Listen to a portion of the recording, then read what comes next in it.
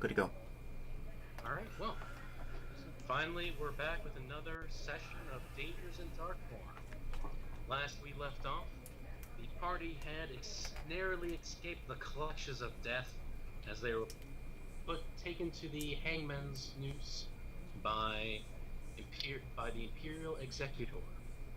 But now, the party, last session, they woke up to find themselves in the study of Duke Drevis Filion, the Duke of Darkmoore, in his castle, Castle Douladir. And so, Duke Drevis, he introduced himself to the party and essentially laid out his terms, where if they would work for him, he can ensure their safety and ensure rewards of any kind for tasks they complete for him in his efforts to right the wrongs of the Empire. And so, the party agreed. They enjoyed their feast, and then the night ended with them all being led to their rooms, where they found what equipment Duke Drevis was able to recover from the guards of Darkmoore. And so, we begin this session now with the party all rising, waking up in the morning, and to the summons of Duke Drevis. And so, from their rooms, now in the daylight, they get a better perspective of the castle as they're led through stony hallways by the butler, by Duke Drevis's butler.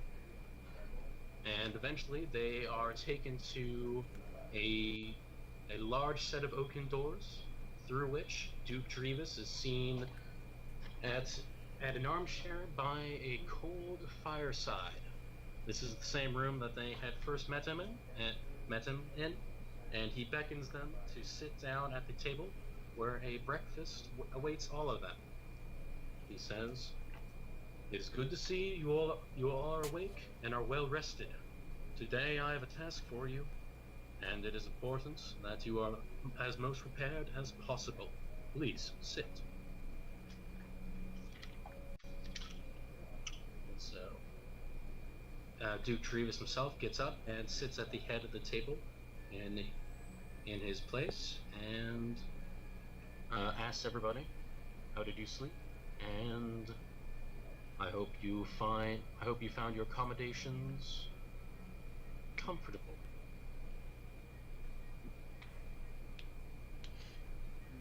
Almanar kind of looks at him. Yeah, man, it's the first time I've slept on an actual bed in years. Duke Drevis blinks, nods. Glad it was one of my castle then. So Duke Drevis continues, "Please dig in, and I would first like to address some finishing remarks that we did not go over the previous night." And as he says this, he beckons one of his butlers forward, a few of whom are waiting around the room. One comes forward and hands Duke Drevis a letter. And Duke Drevis holds it up and hands it over to Lai, saying, "This is for you. It comes from New Borgen. I think it was written to you from your father." And so he hands the letter over to Lai. I'm gonna go ahead and... Can I open the letter now? Of course. Okay. So I'm gonna go and cut the letter open. And in essence, what it informs Lai is that according to his father, the village is now started to rebuild. The mercenaries that were previously occupying the village have all left, and men who address themselves as Duke Drevis's men have arrived and have started to begin assisting with the rebuilding of the village. And so the Lai's father beckons Lai to return home to assist in the rebuilding of their home. Okay. So Lai is going to look at Duke Grievous and politely ask if he can indeed return home. Duke Grievous nods and says, "It is understandable. The safety of your people is important to you, and so I will give you leave to return home and rejoin with your family." And so Duke Grievous says, there will be a boat waiting for you at my castle gate in order to take you off the moor and return you to your home. And so essentially, this out of character, essentially what is happening, Brady, he wanted to roll for a new character, or make a new character, and so this is our way of pretty much letting Lai go, in essence. Are you telling us this, or are you telling him that? Like, We're telling, I'm so he's telling us this character. Yeah, I'm saying. Yeah, this is out of character. Yeah. So essentially, Kara, Brady wanted to make a new character. He had felt that Lai had achieved his quest of protecting his village and gaining vengeance for the wrongs they suffered, and so now he wants to introduce a new character to kind of further along the plot, essentially. Okay. And so Brady and myself, we spoke about this, and he designed a character, and I kind of helped him figure out ways to insert it into the plot, or into the world, I should say. Awesome. And so now, essentially, Lai will be getting up from the breakfast, and he'll be led off by one of the butlers, and that will be the last the party will have seen of Lai for now. So is he gone like forever? No, not forever, but until further notice. Until Brady says, "Hey, I want to bring Lai back," or it's within. Or unless we end up in the village, kinda. I was like, oh hey. Yeah. Essentially, Lai is now an NPC, a non-player character, and if the party, they may or may not encounter him, but now Lai is simply in the control of the DM of myself, whereas Brady will be bringing in a new character who I'll be introducing during this session. Okay. Yep. And so, and so, continuing on, as Lai is let out the open doors, another guard of Castle Dooladier enters, panting, and he says, "Ooh, Lord Duke Grievous and your guests, there is an individual wanting to meet with you all. A powerful necromancer, from what we can tell. We think you should meet with them promptly." And as he says that, Which one, like the witch? Okay. Yeah. Essentially, they're wizards specializing in the dead. Oh, okay.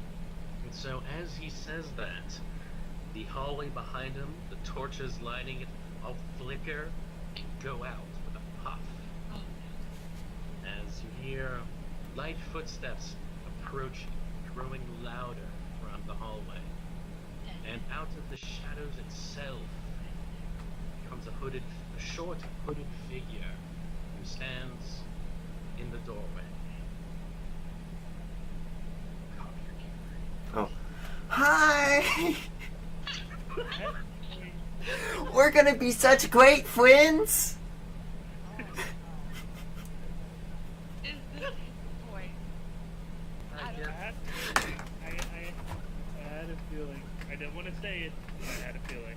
Hello, Gwen. I was not prepared.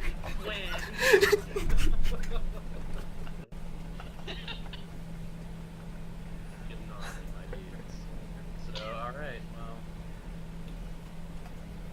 What else do you do, Brady? What else is your... why don't you introduce yourself, please? Well, my name is Gwen. Oh, no. Okay, I can't do that voice. Thank you. Well, Well, Something in here, like, nope. It's come like- from it's the like- south. I'm running the sale. No, I'm not a blanket. so my name is Gwen. I'm a flame necromancer. And I've come to assist in any way I can. Boom. Alright, in essence, Wait, thank you so for- if he's a witch, what uses you? Does that make him? No. technically witches are both men and women, actually. And by the way, Gwen is a chick. But he's playing a Oh no. yeah. well, here we go, guys. I guess my new character is gonna be a dude, cause screw genders. Why not? I know, right? Why not? Everybody pick the it's opposite. Well, I mean, Connor knows why, but I don't want to. well, it's actually The least I know the better. it's actually not bad. It's a very innocent reason, unlike Ryan's. Okay. Yes. That's what I was afraid of. No, mine is very innocent. Speaking which, Ryan, no flirting between the party. Thank you. Not gonna do it. Nobody know how. That voice is the biggest fucking turn off I've ever. I'll do it. I'll be like, No. oh my No. god. No. DM powers veto. Be a lesbian for this one chick. Okay, guys, I'm not a lesbian. So, in essence, Gwen is a dwarf necromancer. That's why she sounds like she's Almanar stands up. Racial stereotypes. All dwarfs sound stupid, right? Almanar stands up from the table. Slowly walks over. Looks down at this little dwarf. Says, "Are you strong?" Well, okay, so she's actually not that short. Apparently, I made her 5 foot tall. That's awesome. I You're mean, like that's- 4 foot. Okay, 4 foot. Okay, so we'll say 4 foot. Yeah. I don't know where I got 5 from. I think it's what it. Like at maximum, like the tallest male dwarf is 5'0". Okay. Okay, so we'll do 4 foot. Now, are you strong? No, I don't need to be strong. I'm a wizard. She's just a wizard! No, she's a wizard. Oh. Oh. How old are you? I am 70. Kick the baby. 17? 70. 70? 70. Kick the baby. Okay, cool. She's like a young adult. That's true. I'm a weirdly mature, like, child. Arch. You are a. Not gonna say it. Not gonna say it. Nope. I am Except for my mate. I am very young for a half of, to be this mature. I kind of shrug, I'm like, alright, whatever. I say, whatever. And I walk back to the table, sit down, and start eating. If there's food. If not, I just kind of put my head on the table. Duke Trevis looks at Gwen and asks her, "And what brings you here? I assume you're from the Mage's Citadel up north?" Indeed, I am. I am looking for a quest. I see. And the guard, as they finished panting, stands there and says, "She also had this letter, my lord, addressed to you." So the guard hands the letter over, and Trevis tucks it away into his pocket for now. Yeah. Thank you. Please, Gwen, sit down. We'll have a breakfast brought to you. I'm sure you're hungry from your travels.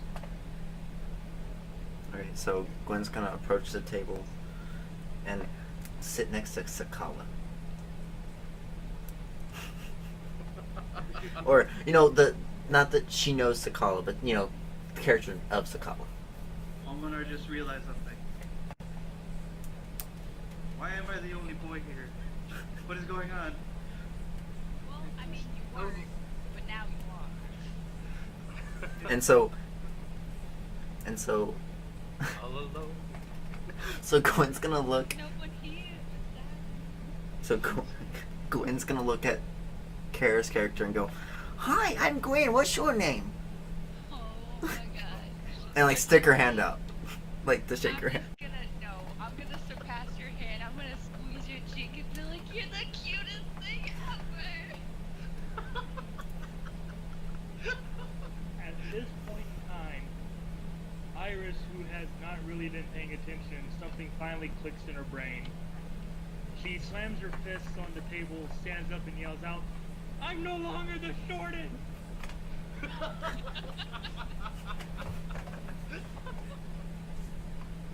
Wow. Glad that's what you drew from that. Very, very good. I mean, if you didn't say it now, one of us were gonna figure it out eventually. Okay, a check like this is just somebody who decided to drop out of med school. You know what time it is?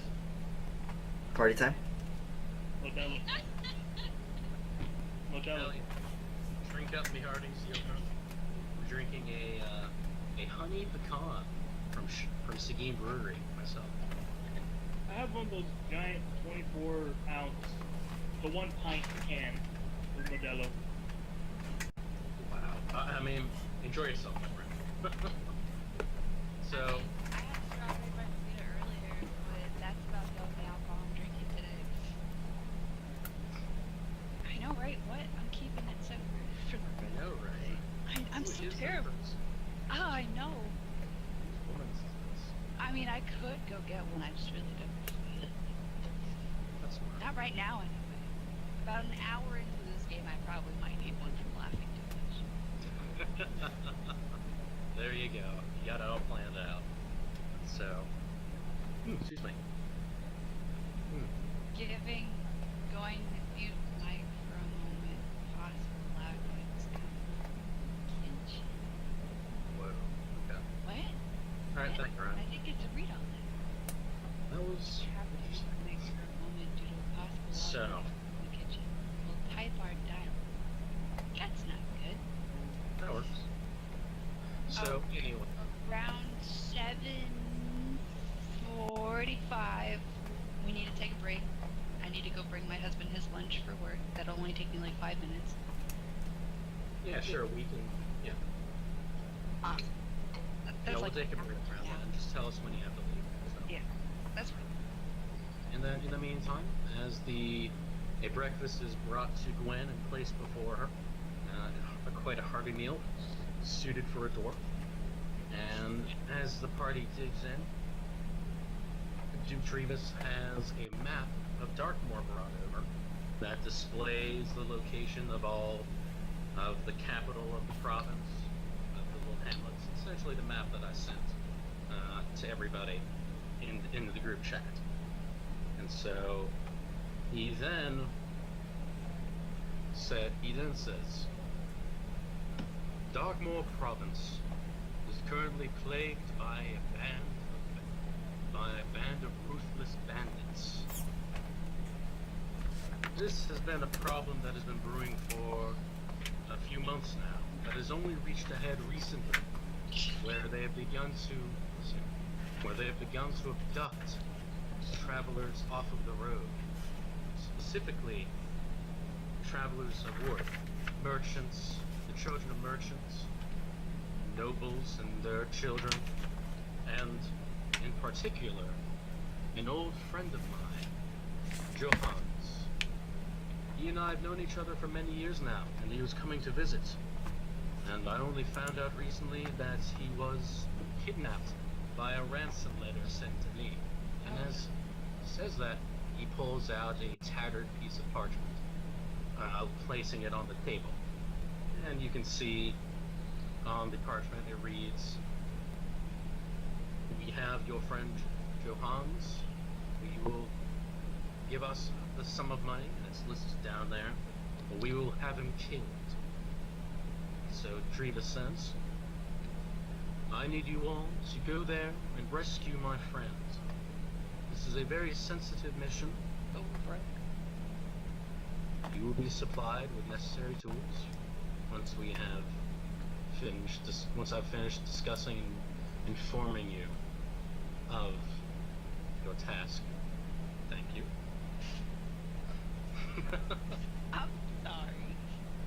I So did on, not and on the map, he points out where the location of their camp. He says they are encamped in the ruins of an old church. It is deep within the forest. It is north from Darkmoore Harbor, and then it is along the coast, along a cliffside. And so, I will need you all to go there and rescue Johannes from their clutches. I have had my had my agents scout out the surrounding area. What information that they could glean is that there's around 10 to 15 bandits, we believe, that are there, and they're all centered around the old church, where they had built up an encampment. The encampment itself is two-tiered. Walls first surrounding there's a massive tents where they all live, and then a second set of walls that protect the old church itself. We believe they keep hostages in the old church. Somehow, these bandits are getting smarter, however. They don't attack everyone who comes through the road. Rather, they target specific people. Those who will have rich cargo will be worthwhile hostages. And if you all look at the map, he then points to the crossroads. So the road is the dotted line that runs up on the northeast, that runs on the eastern side of the province. And if you look at the northeastern side, the road forks. He points to there and says, their attacks are centered around here. And there have also been highwaymen active in that area along the road. But we do not know if they are affiliated with the bandits at the church. What I will need you all to do is head up north along the road and you will reach the fork in the road. From there, head east into the forest, and along the cliff is where you will find the bandit encampment. I will have you well supplied.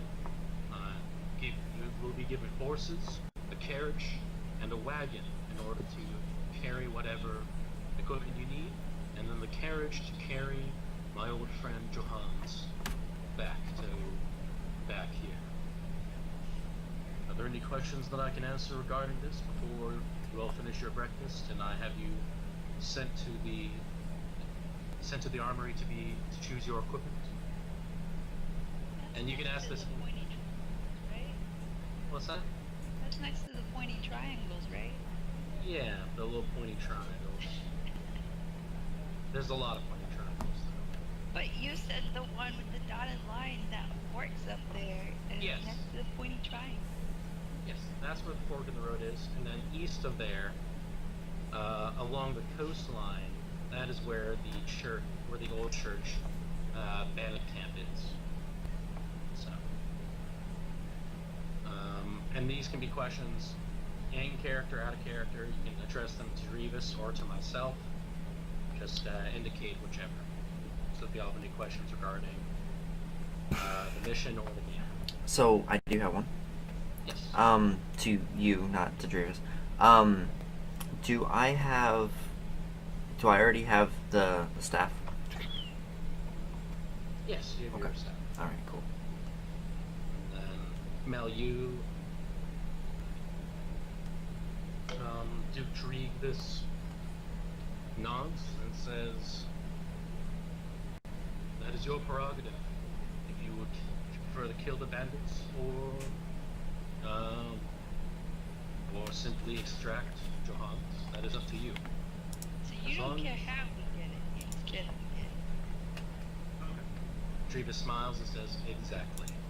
I will inform you, however, that the bandits, they have a leader. This leader and his lieutenant have bounties upon their 100 gold. Their leader is called Wizlock the Wild, and he has a bounty for dead or alive of 100 gold. Quite a substantial amount for one man. His lieutenant, however, and no one knows his exact name, but he seems to go by the moniker Tizzle the Hizzle Wizzle.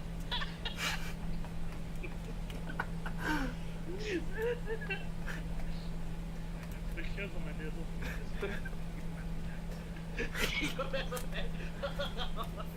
What's up? Yo, what am I done? What am I doing? Totally. Tizzle has a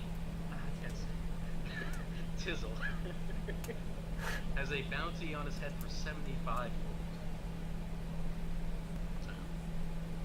Tizzle gets a pass to stay alive just because of his name. If I kill Tizzle, I'm gonna be like Tizzle's about to fizzle. I can't wait. I'm already excited. Fizzles from his body.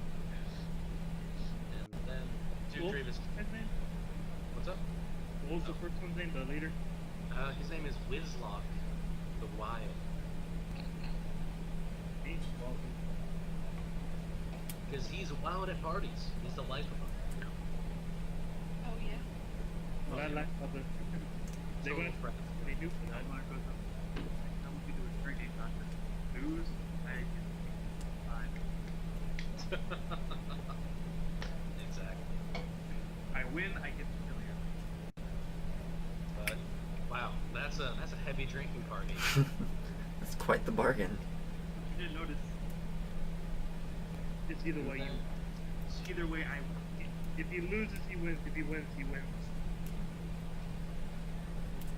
And Drevis says, if you choose to bring them in, or if you do take them out, however you will, or bring them in alive, it is up to you. But I just leave you aware of that is the prices on their heads. And once you complete this quest, and upon returning, my good friend, you will receive a substantial monetary reward for your services. And I will allow you to use my castle as a base of operations, a home, if you will. And so, let's see. Shariva says this will be a. Drevis says that this will be around a 4 to 5 day travel on horseback northward. Should be yeah, that's pretty much what it says. Does anybody have any questions for Drevis or myself? Yeah. When I was kind of start looking here, it's like, hey, I had the book in here. Find the book. Ah, yes. My agents were able to recover a leather-bound tome with a nail piercing. And as he says that, one of the butlers comes forward and presents the book to you. Drevis says, this is a book of great power, and I would like to discuss with you in private. Once everybody's left, I'd like to discuss with you in private before you leave about the book. Whatever you wish. What was that? Whatever you wish, sir. In that case, any last questions or concerns anybody has before we continue? Or No. In that case, Drevis nods and says, for the three of you, Sakala, Iris, and our new associate Gwyn, my butler will lead you to the gatehouse, where you will find the equipment room, and you can supply yourself with whatever you would please. And so, and then as the party is let out, Drevis stands up and addresses Almanar. You have a book of great power, and your desire for power and your drive has been noticed by others. Specifically, an individual that I have worked with and have served before. One who calls themselves the Watcher. They will be willing to help you further your power into the mystic arts and increase your power tenfold if you simply join in pact with them. This can be discussed at a later date, but I would like to keep you in mind that the Watcher extends an invitation to you with power as its reward. And so essentially, Mal, you talk about how you want to become a warlock. And so the Watcher is one of the deities, beings, that you can, as possible for you to align with. And so I was just throwing that one out there now, and Trevis was extending an offer to assist you in establishing a pact with the Watcher. But for now, do you have any questions regarding it before Trevis sends you along with your compatriots? Or I kind of look at him. I don't know. Oh, crap. can you repeat what you're saying? You're coming in and out, kind of breaking in and out. Said, I have a small understanding of what this book does. Do you know exactly what it's used for? Drevis picks it up and holds it in his hands as he examines it. There was one like this back when I was a headmaster at the Mage's Citadel. There was one like this in its library. But it is a mysterious book. All I can say is that its power has yet to be unlocked. Or, I should say, its true power. Use it, and you will find a great boon. And it will bring you great boons. So he hands it back to you. Almanac kind of says under his breath, it's a little auspicious, but alright. Drevis does continue to say, however, while it is a powerful book, I must tell you that the one like it was within the forbidden section of our library. It can be dangerous, so use it with caution. Yes, sir. And I turn, say thank you for your time. I'm gonna go get the guys ready. Or the girls, I guess. Good question. Yes.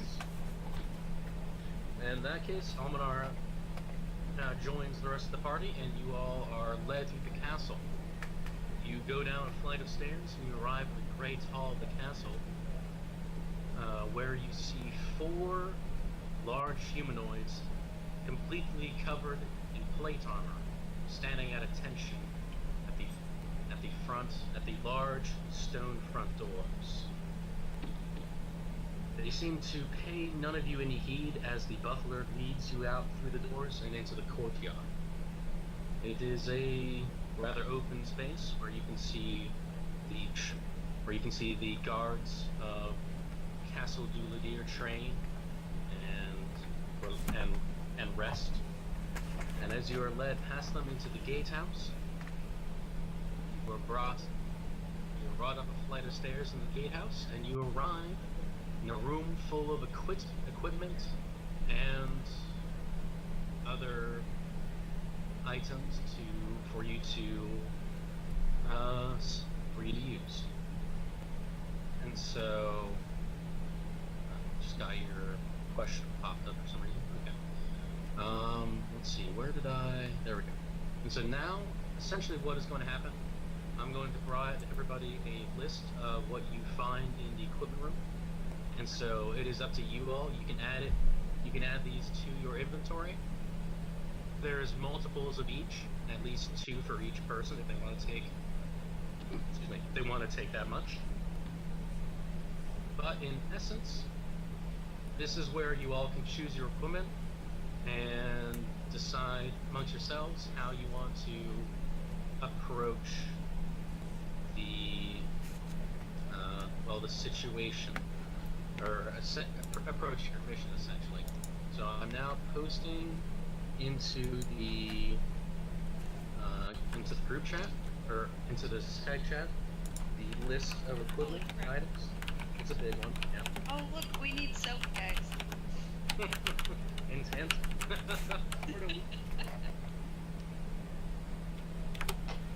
So if you have any questions regarding any of these, feel free to ask.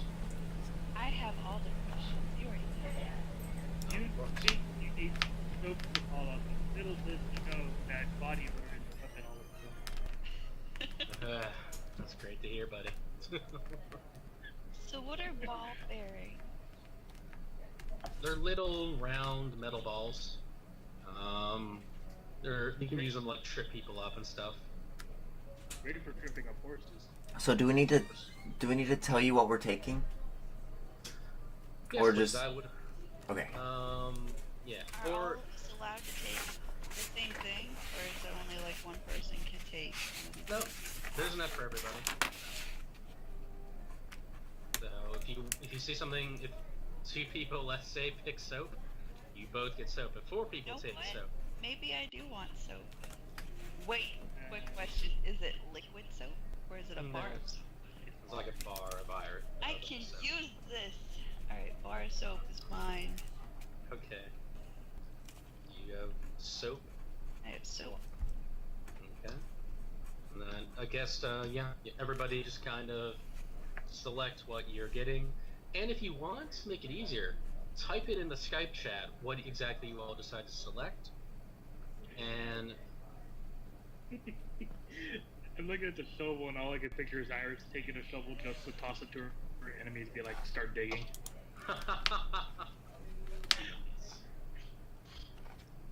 so before you don't just type it all at once, or don't type it try to type it all at once, whereas in you choose from the list what you want to take, and then once you've decided it, put it all in there.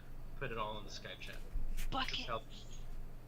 Hey, Oh, hey, so you said there's enough for us to take 2 of each, right? For each person? Yeah, essentially, except for the spy glasses. Okay, that's There's only 2 spy glasses there. What's a Okay. culture? Culture? It's a little spiky thing. It's like a ball bearing, but when you throw it down, people step on it, it hurts them really, really badly. It can also ruin horses' hooves for permanently. They're very dangerous when used correctly. But useful. It's incredibly useful. But that's for y'all to decide what you want to involve. And then, let's see. Yeah, okay. It's all right there. So.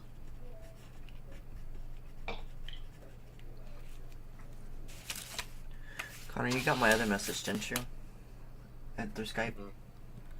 Let me check.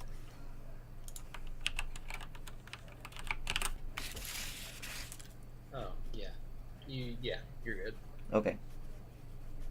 What's a mess kit? What you eat with? Yeah. What? So it's like forks and spoons and stuff? Yeah. Hey, So, hey, are there any rations? Those will be provided to you. Okay. The butler informs. Okay. No! What? I gotta scroll all the way back up. Screw it. Every time someone freaking sends a message.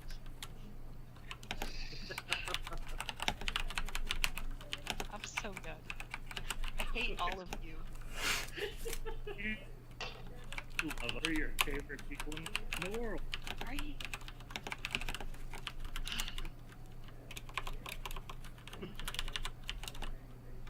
I swear, if I look down and one of you is typing one by one, I will mentally hurt all of you. Who types so much? That's Brady. Okay, when you say oil, is this like... Back Kara? Hey, guys. Okay, when you say oil, is this like body oil, or is this like Oil. Oil. flammable stuff. Essentially, it's a flask of oil. I thought I'd ask because that could be taken in two directions. True, and I thought I'd answer. And Iris now backs away slowly from Sakala. Watch out, guys. She has soap and lantern oil. Gotta watch out. Hey, so does Sakala, or so does Iris. You should really be worried about the oil with that. Yeah, the soap more. I'd say you should be more worried about the soap. God forbid she takes a bath, right? Why is it called hemp rope? Just what's made out of. It's made out of hemp. Yep. Alright, Connor. That's what most rope has always been made out of. Yeah. That's really what it's. Except for the industrial. Rope's just made out of rope in my mind. I don't know what you're talking about. Rope is rope. I don't know what it's made out of. Rope is made out of synthetic fiber. But before the industrial era, they made rope out of hemp. Yep. So, History 101. hey, What I avoided school for, and I still get to deal with. XD. That's my degree. What a nerd. You know what? Joke's on you. I have a master's in memology. Nice, dude. No, Nice. apparently some colleges offering that now. Totally. I'll believe it when I see it. Why? I will send you the link. Sure thing, buddy. Nice. Now to add commas in between all the yellow. My gosh. It was freaking Ryan. What? I didn't do nothing. You! How dare you? What did I do now? You did everything. Well, that's a lot of things I probably did and will not do and probably will do. What do you gotta be more specific? I love how everyone else's list feel like they make sense, and then you look at mine and you're like, what is she up to? So, but I'm glad that Respectable. I'm the only one that took the manacles. I don't... Are they not glasses? Why Manacles? do they need glasses for? Those are handcuffs, essentially. Yes. Oh, Yes, I'm thinking manacles. of monocles. Yeah, I was thinking of, Totally different. I was thinking, No, because I should have included monocles on the list. Mel said that he wanted to keep the one person alive, so I was like, oh, I'll take some monocles. I Manacles. need glasses to read this list. There we go. How Though, dare you? Kara, I'm gonna say you want to add a backpack to your list. So Yeah. you can hold all that stuff. Yeah, because you definitely don't have one. Add that. I just want to carry it all in burlap sacks, but then. I mean, I feel guess like every... you have a point, because- But then, whose heads can I shove in them? If they're full of stuff. Well, sounds like you need a backpack then. I'm telling you. Alright then. I wrote it down. Cool. Alright, I'm writing it down myself. Nice. Everybody, I like the grappling hook choice from Kara. A bit worried about the burlap sacks, but you know, You know what? It happened. fair enough. And then last but not least, let's write down Gwyn. And there we go. Alright, cool. Well, that is what everybody would like to select. Then let's continue. Unless there's any last questions y'all have about the list, or Everyone grab soap? Why? what? Y'all being some hygienic motherfuckers over here? Well, we're a bunch of women. What do you expect? There's some Yeah. stanky ass women. I mean, I was just gonna set it on fire, but... Thank you. Just kidding. What's up, Ryan? Yeah. Oh, Mel. nothing. I was saying thank you. Hey Connor, Yes, Mel. could I see if I can find a dagger somewhere? Two daggers so I can have something, or if something gets in my face. Do you not have daggers? They stole my only melee weapon. I have 2 daggers. Do you want them? Yes, please. Okay. I give Oh, all Connor, not question. my What- daggers. It's very kind of you. What's up, Ryan? Would the caltrops be a bag of 20 that we see that we can add? Yes, it's a bag of 20 Okay. coffee. Alrighty. Yep. Okay. I'm gonna write that down actually. 20x. There we go. Cool. In that case, well, we'll continue on. The party having selected all of selected their hall from the equipment room. The butler leads you all through a door at the far end of it, and you are out on a balcony on top of the guardhouse. And from this balcony, you can see the expanse of the. Ooh, excuse me. You can see the expanse of the moor around you, and to the east, you see to the east, you see Darkmoore Harbor along the coastline. Alright, So, and so, immediately before you all, though, right across from the balcony, is a tower from which a drawbridge drops on the balcony. And the butler beckons you all to cross the drawbridge, saying, "If you would, cross the drawbridge, and you will be led to the boats that will take you off of the moor and to the main Imperial Road. I wish you the best of luck in completing your task for my master, and look forward to your return," he says. So, Gwen waves by. as oh. Bye. And so, as the party, you make your way across into the gatehouse, which is a separate tower from the castle itself, as the castle is raised above the moor. And so, once inside the gatehouse, it is quite full of guards who all look at you, and one in particular walks up, a half elf, and he says, "Please follow me. We'll be taking you to the boats, and then from there, you will be given your horses, and you'll be given your horses to take you along." And so he leads you all down. You make your way to the boats. Each of them is manned by 2 boatsmen who lead you out of the moor, and awaiting you, once you have reached the edge of the moor, is the 2 horses that, let's see, who was it? Because who owned the 2 horses that y'all originally bought? If you want to get technical, one of them was Lies. If you want to get technical, I bought both. Yeah, melded by both horses. I was like, but I mean, like, specifically, one was big because it was Lies. True. Um, In that case, there is Lies' horse there, and Mel's horse, the one that he trained. And then there's also 2 other horses. Well, 1 horse and a pony. One pony being for Oh, no! the pony being for Gwen, of course. Oh. Unless you would like the pony. I mean, I can.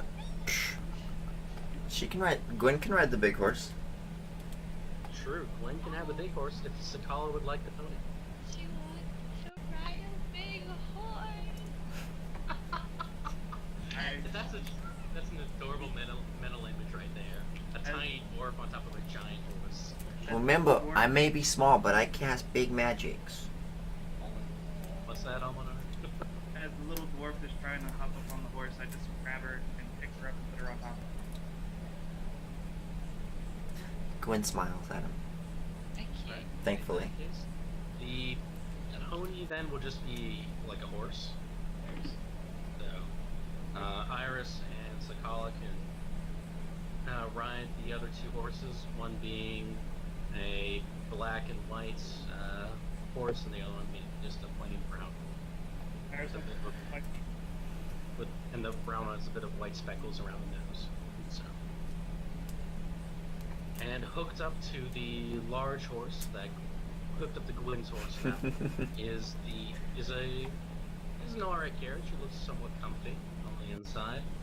And then hooked up to the other 2 horses, these being Iris's and Sakala's, is a wagon. So, with that, the guard informs you all. You are to head north along the road, keep away from Darkmoore Harbor, and head north along the road, and eventually you will reach the crossroads. About a 4 days trip. We wish you the best of luck. And so with that, the party will begin to make their way northward. So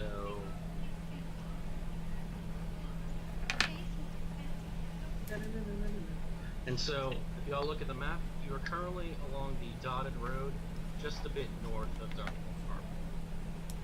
And so let's see, to go through this trek will take about 4 days, and party, you'll have to pull over and make a little campsite in order to rest each day.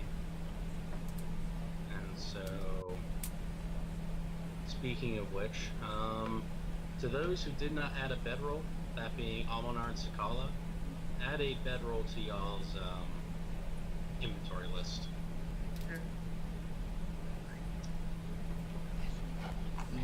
No, I'm kidding. I mean, The call is you fucked up. No, the reason I did that is because Almanar wants oh, you want to sleep in the trees? to keep me above ground and give me a higher. Where the spiders can get you, don't do that. That's not In the it. trees where the spiders sleep? Ugh. We'll not be having a repeat of the spiders. Okay, I'll take a bedroll. Just Thank God. Okay, Oh no, if you want to sleep in trees, totally do that. I have rope. I kind of get. well, In that case, anyway, the party, you'll be making your way northward, and we'll just we'll speed things up a bit, you know, since it doesn't need to be addressed, since we don't really need it to address the travel that much, it'll be mostly uneventful. Oh, I was like, are we gonna do what we did last time? Roll numbers and see what happens? Yes, probably. More than likely. Okay. Maybe. Not one, insta-death. In the meantime, I do want to go over, so I'd like everybody to kind of discuss and talk about how are y'all going to rescue Johans from the bandits. Burn them all. I shoot fireball. I like the call.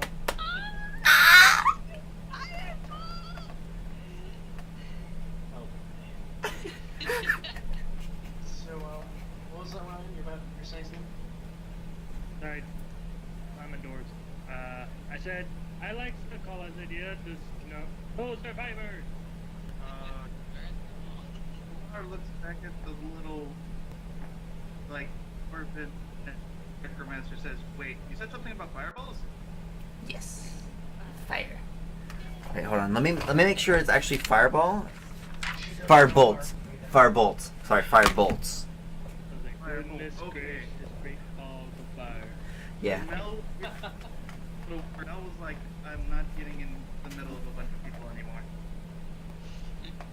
Fireball is a very, very it's one of the largest spells in the game, technically. Oh, just okay. The amount of people it hits. Oh, okay.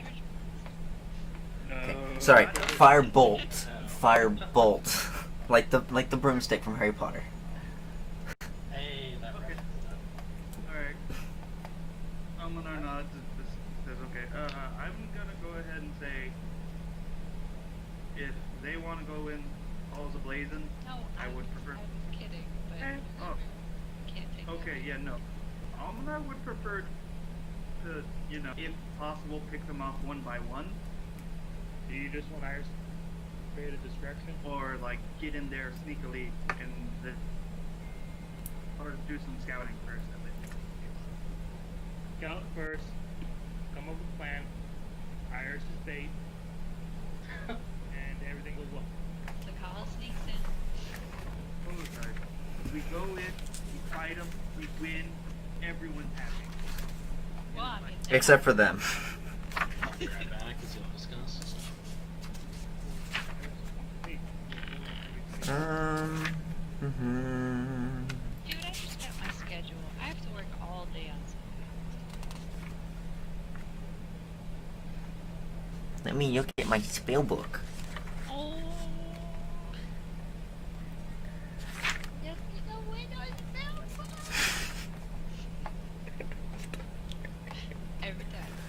So, Getting slightly annoyed voice. okay, I'm not gonna do that anymore. But so No! so when I was talking to Connor about it originally, I was just like make it like really sinister, and then I'll just be like hi. And so then as I'm saying hi, the we're gonna be great friends came out, and I was like, what did I just say? Like that was completely unintended. So You don't we're want to be at great friends. Brandon and right, yeah, tonight. Sorry about that. So, But I want to be your friend.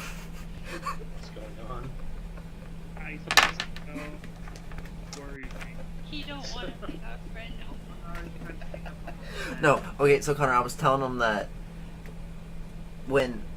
about how like when He's introducing. yeah, when I introduced myself, I did not mean for the we're gonna be great friends to come out like we're gonna be great friends. I did not mean for it to come out like that. But now it's part of who Gwen is. Yes, and it's like, oh great. When she gets That's excited, Like he don't want to be our friend no more. when she gets excited, she gets a wisp. But Yeah. we're sitting around like a campfire or something like that, yeah? Yeah. Okay. Iris is gonna take out her ink, quill, and parchment. And she wants to draw. She's bored. Alright. Well, we could always gather around the campfire and sing our campfire songs. No. The minute Almanar hears singing, he's just gonna leave and go to bed. So Or everything. Iris is going to draw. Again. And luckily I don't have to roll anything. Is it dark? Yes. Yes, it's Okay. currently dark outside. Okay. You'll have been traveling for about 3 days. Okay. Tomorrow you will arrive at the crossroads. Can I possibly roll to see if I notice anything unusual this night? Okay. A fish, you just sing. Well, yeah, roll perception. Bum, bum, bum. 17. Sand.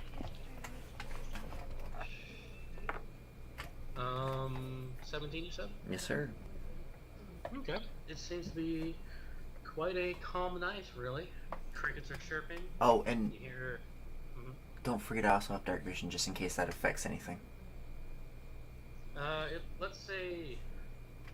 I'm gonna change dark vision a little bit. Okay. Let's say it'll give you a +2 whenever you're in the dark. Whenever you roll perception. So that'd be 19 then? Yeah. Okay. It's a rather peaceful night, really. You hear crickets are chirping around you in the dark. Moths are flitting around the fire as you hear an owl hoot off in the distance. And Almanar, as a precaution, just because he doesn't like feeling not safe. Last time we weren't prepared for things, we got arrested and almost murdered. Killed, executed. He's gonna take a little circle around where we're camping and set up call traps every couple feet. oh my. Okay. And then he's gonna turn to everyone and says, "Do not leave the circle. You will hurt yourself, and I will feel bad." And then he goes and lays down. Okay. Now, as this is happening, Gwen, you notice a bush rustle near where Almanar is lying down. It seems, and in fact, before that happens, you notice bushes further away from him begin to rustle, and the rustling gets closer and closer to Almanar. What will you do as you're the only one who has noticed this? I'm gonna run up to Almanar and be like, Almanar, there's something in the darkness. Alright, turn around. I'll roll perception. Alright, roll, please. Are Add we in +2. You're currently in the forest, yes. Okay. So For your dark vision, you will add a +2. So, okay. +2 to my already modifier, or just Yes. No, plus 2 your modifier. yeah.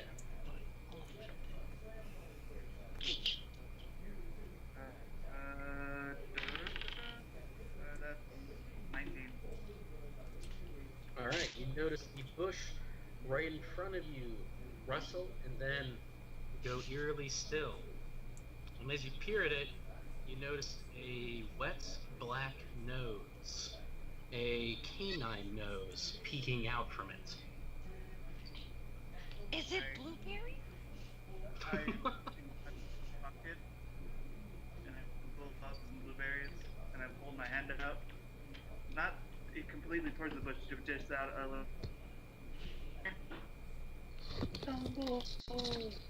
Well, in fact, you're correct. As you hold it out, the head in the bush peeks out, as attached to the nose is Tumbles. It's Blueberry! What are you doing here, buddy? He kind of just looks at you and whines. He seems, well, quite relieved to see you. So, Okay. I grab him and I pick him up to make sure he doesn't step in any caltrops. And then I sit down and put him in my lap and just play with his fur. uh-oh. Oh man, no. And did I notice other bushes behind me rustling too? You now know that as it was rustling closer to you, it is in fact Tumbles approaching the clearing that y'all made, Oh, okay. or approaching y'all's campsite. Where do you sit in relation to everybody at the fire? I'm sitting towards the back. A little I further was away gonna from motion everyone. for you. I'm I push Tumbles up my lap. I say, stay. Then I go over to Iris. What do you want? I drew this. Did Ryan actually draw something? Yes. Of course. You hear the paper rustling. Of course, you. It's very It's a what? thick, thick person drawing of me and Iris. Aw. Well, Iris, if it's PG-13, feel free to share it with the class. It is. Iris's drawing skill is very that she cannot draw for shit. Okay. No, that's wonderful. Well, in the meantime, Seems to be shared on Skype or in the group message. I'll share it on Skype. Give me that. nice. In all So, honesty, it was a struggle to draw it. well, you did it. As Bravo. bad as a struggle. Yeah, because Ryan's actually a really good drawer. Really? Yeah. Is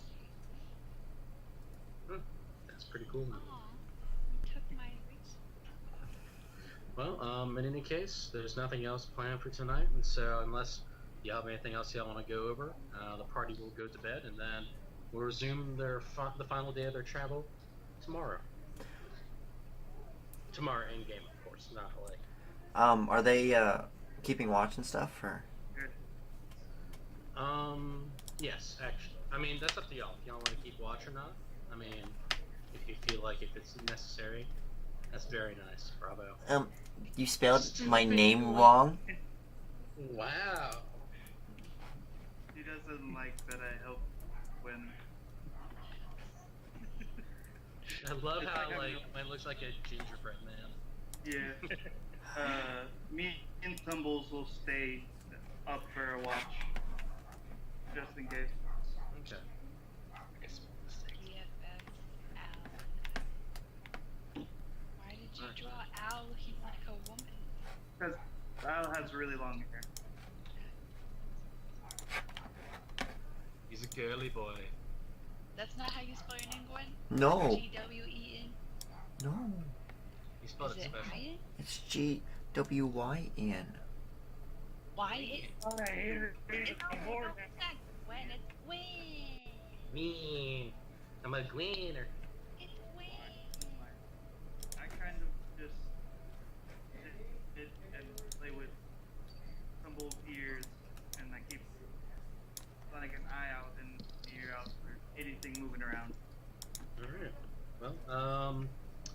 let's see. Sounds like Almanar will be taking the first watch. Would anybody else like to do a second watch, or is it everybody just be like, meh? Iris will Sleep. take a second watch. Okay. Nat 20s in the 19th and the 18th. You lost all your good rolls. I still have another D20. You. And then, essentially, watches consist of 4 hours, and so, or they can consist of 2. But in that case, first, if Almanar's taking the first watch, I would like Almanar to roll perception for himself and for Tumbles. Perception for Tumbles is 4. Gnarly. Tumbles is not paying any attention. He's too happy. What the hell was that? Oh. Oh. Wow, Brady. 21 savage in here. I fixed it. Aww. 18 for me. Oh, okay. First of all, Brady, is that Iris erupting in flames? No. No. He's just taking her out of the picture. Exactly. Through fire! The red was not meant to symbolize anything, I promise. In the meantime, let's see. Yeah, Almanar, well, Tumbo is a very happy puppy mood right now. You, on the other hand, have a peaceful watch. I want a best friend. It's quite the peaceful night after Tumbo's appearance, and so it seems like it's I just picked up the wolf stats. Mhm. They're really dumb. They're very. It's like, oh, I thought Gwen was your best friend. In fact, you'd say they're beasts. Yeah. Anyway, with Iris or with Almanar going to bed and Tumbles joining him, Iris, please roll perception as you begin your watch. Sweet. Oh, boy. Oh, 15. Okay. You feel a bit drowsy as you kind of just like sit there by yourself, just kind of with the embers of the campfire to keep you warm. But no, you nothing seems unusual in the night. Same as before. Crickets chirping, owls hooting, etc. And so your watch passes without any incident. So with that, Iris, you watch as the sun does begin to rise. You watch as the sun begins to rise, as it is now morning. So, Peace out, world. I'm out. Oh, sweet. alright. So, I guess. Oh, no, I was thinking myself. I was not loud for a moment. My bad. Well, in that case, with the sun's rising, everybody begins to wake up. Everybody having a wonderful night's rest. Make sure to indicate on your sheets that you all have full HP. That's not saying that's going to be necessary, but you know. Speaking of which, so for the plan, what have y'all decided to try out?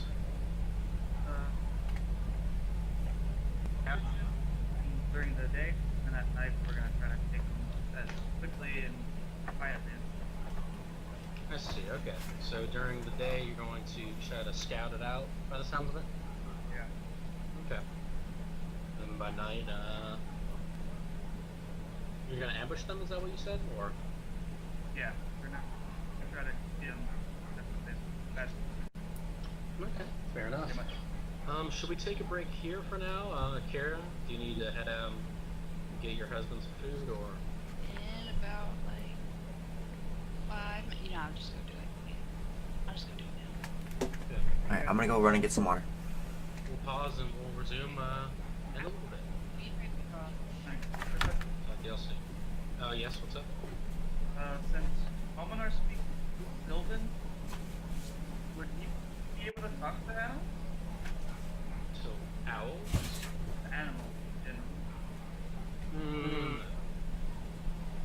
to address also for Almanar. Let's see, what are his languages? Yeah, I'm gonna ask you to kind of bring it back, as he's a rather young half-elf. Yeah. Instead, I'm thinking he can speak Common, Elvish, and Giant, as the village elder wants it alive. Okay. So, change that as you will, but yeah, all that extra doesn't really make sense to the character of Almanar. You have a connection with Tumbles, and you can speak with them, and he understands it perfectly, and you understand like him or his like movements and his like what he does rather well, but for any other animal, not really.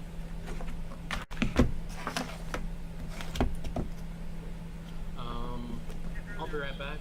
Are y'all secure, or do you need to grab a drink first, or are you good? I am good. I have my food and my drink next to me, so we're all set. Gravy. Alright. Then in that case, we will... Let's see. We will resume.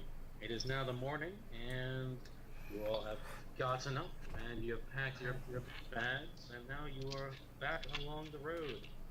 And it is around midday when you arrive at the crossroads, where the road forks to the north and to the northwest. And the party would know that to the north, it leads to the twin storm lakes, and its two cities, North Shore and South Shore. Whereas to the northwest, it leads to the Great Storm Lake, and that has its own city. Let's see. Curse you, expensive notes. Why do you do this to me? But yeah, that one the road to the northwest leads to the Great Storm Lake. But anyway, at the crossroads, you do see an individual standing at them, just kind of whistling as they flip a coin into the air.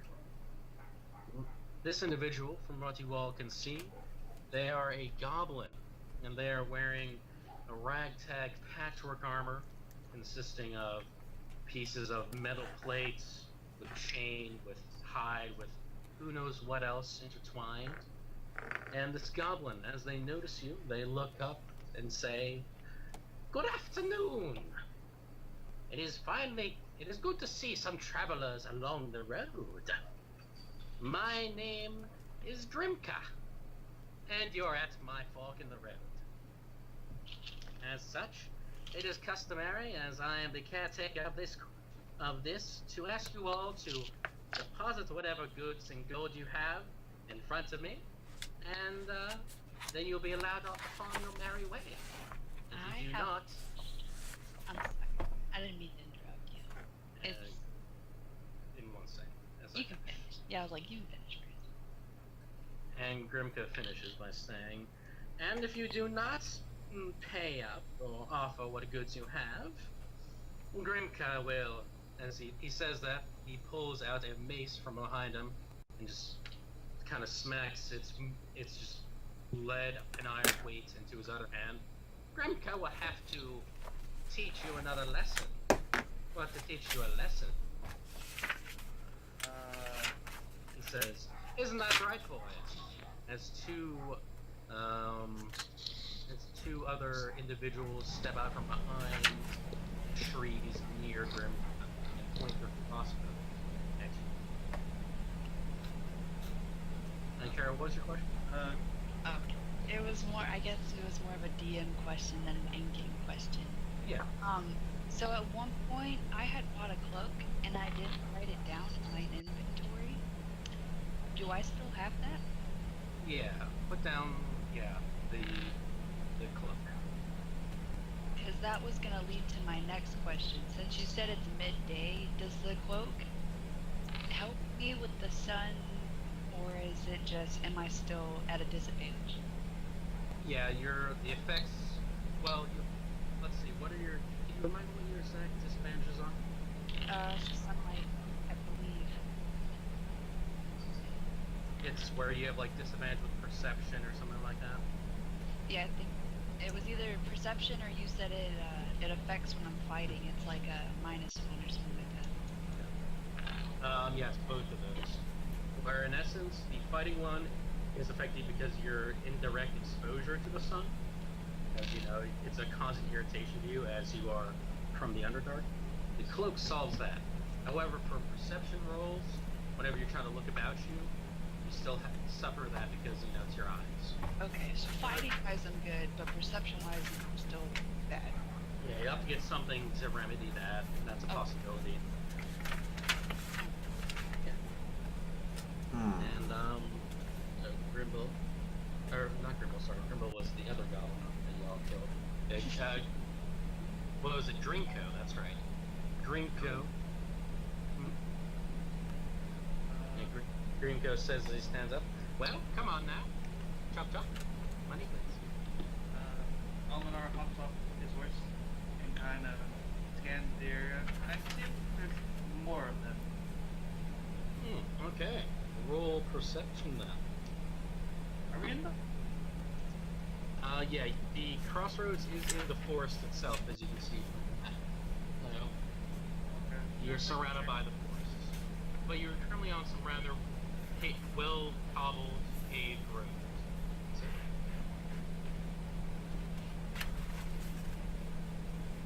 That's 16. You look about you, and yes, you look about you, and no, it seems that you do notice that aside from the two crossbowmen that stepped out, aside from Drinko, there is another individual hiding behind the trees across from y'all at the crossroads. They are a rather shadowy individual, but you can see them. Just 4, as far as I know. Yes, you see a total of 4 individuals. I say, okay.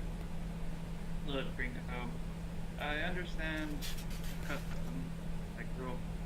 However, in Goliath customs, it is considered rude to ask for a gift without first. So how about this? Let us through, and on our way back, if the road seems as good as it does now, I will give you whatever I want. Grinko seems to consider your offer as he kind of scratches his chin and says, interesting. Goliath customs, you say? You know, I had a brother who was a Goliath. We were unrelated now. With that, I must say, no. Give me what you hold valuable, and I will let you through. Otherwise, we will take it. He smiles. I said, okay.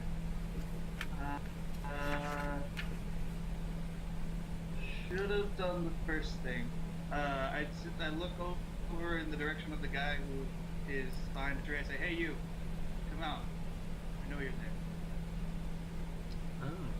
Grinko seems surprised as you say that, but when in response, the individual in the shadows steps out, and you can see that they are,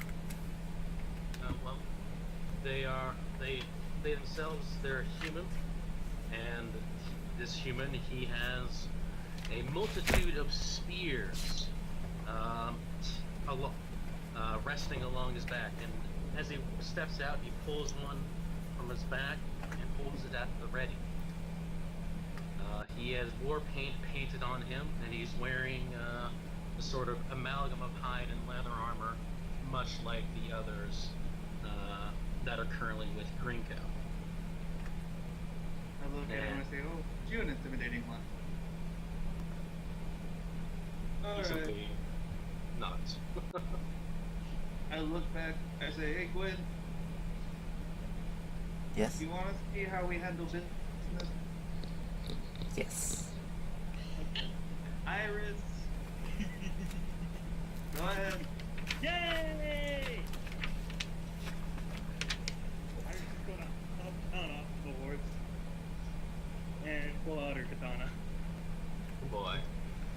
case, do y'all have She that? doesn't- Like rested on her shoulder, like near her neck. All right, so Obviously she used okay, so Gwen is also gonna hop down off her horse, draw, or with her giant freaking dark oak quarterstaff. to. She had to roll acrobatics. To pick up the sword. No. She has to catch the horse. Well, No. allow her to jump. So you pull out your rather, compared to you, large quarterstaff. Yes, and prepare to fight. Dun, dun, dun. In that case, I would like everybody to roll initiative. Dun, dun, dun, dun. Let it be known, guys, he hopped off the horse. She. Thank you. Thank you. Karen, for the Just say. clarification. Connor. 14 for Gwen. D20 or what? Yeah, D20, and then you add your initiative. Oh, I got that 20. 15. 15 for Gwen.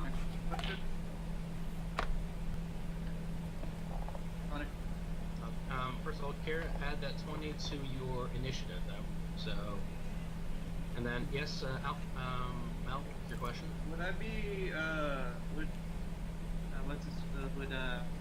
man, brain would Tumbles be like? Would I control Tumbles in this fight? Would he go on my end, or would he just be a completely different entity? Let's see. For this fight, yeah, you can direct. By the way, tell me what is. We need to figure out what Tumbles' AC and HP is and what's the target. Let's see if we'll just wait. I can pull it up right now. We'll just already. figure it out next time. Well, according to this, a wolf's AC is 13, and they have hit points of 18. 18? Yeah. Okay. Yeah. Tumbles will hop out of the carriage and growl. Alright. So, Gwen, 15, Kala. It should be towards the top above your. Hey, Brady, where is it on your paper sheet? On the paper sheet? It is. Okay, so it's right below. Like your name and your background. Like. You. Sarah, are you using the internet or a paper sheet? Using paper. Wait, so. It's. It's to the right of your hit points. It's blank. Then in that case, add To just. your dexterity. Yeah, add your dexterity. Well, then I got 24. Alright, cool. Let's see. Colin. What time are you gonna have to head out, by the way, Carol? Seeing as I took up most of her time, I can go till 9:30. Oh, I mean, don't feel. Well, Don't want you 9:30 is late. when I have to. No, 9:30 is when I start getting ready for work. I see. Because I don't have to go to work until 10. Okay. So we can play till 9:30. That works. Or 11. Or well, we might continue onward after. We'll see if that's a natural ending point. I think it should be, but we'll see. So, what was that? Sorry. Almanar got a 12. Tumbles got an 11. Okay, Almanar got a 12. Is that right? Yeah. Yes. And then Tumbles got an 11. Okay.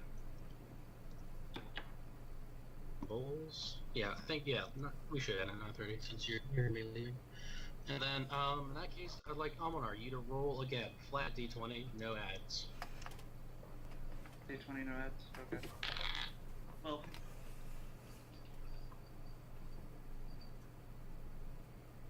What's that? 12. 12? Yep. Roll again then, no ads. Because you rolled even with one of the in Highwaymen. So. Oh, I was like, are you making him roll for another character? Just initiative. It's all good. Uh, What's that? 11. 11. Okay. Okay. Thank you very much then. That is good for me. And then let's see. What did Iris get? 17. 17. Your initiative. Put a 0. So Oh, 17. okay. 17. Okay.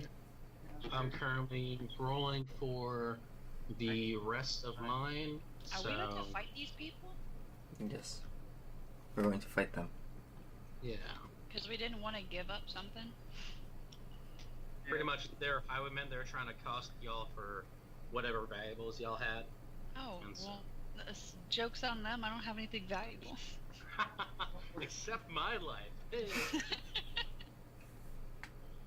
Hold up, both my daggers. And last but not Well, least, there's nothing. I'm currently rolling for Damn. the highwaymen.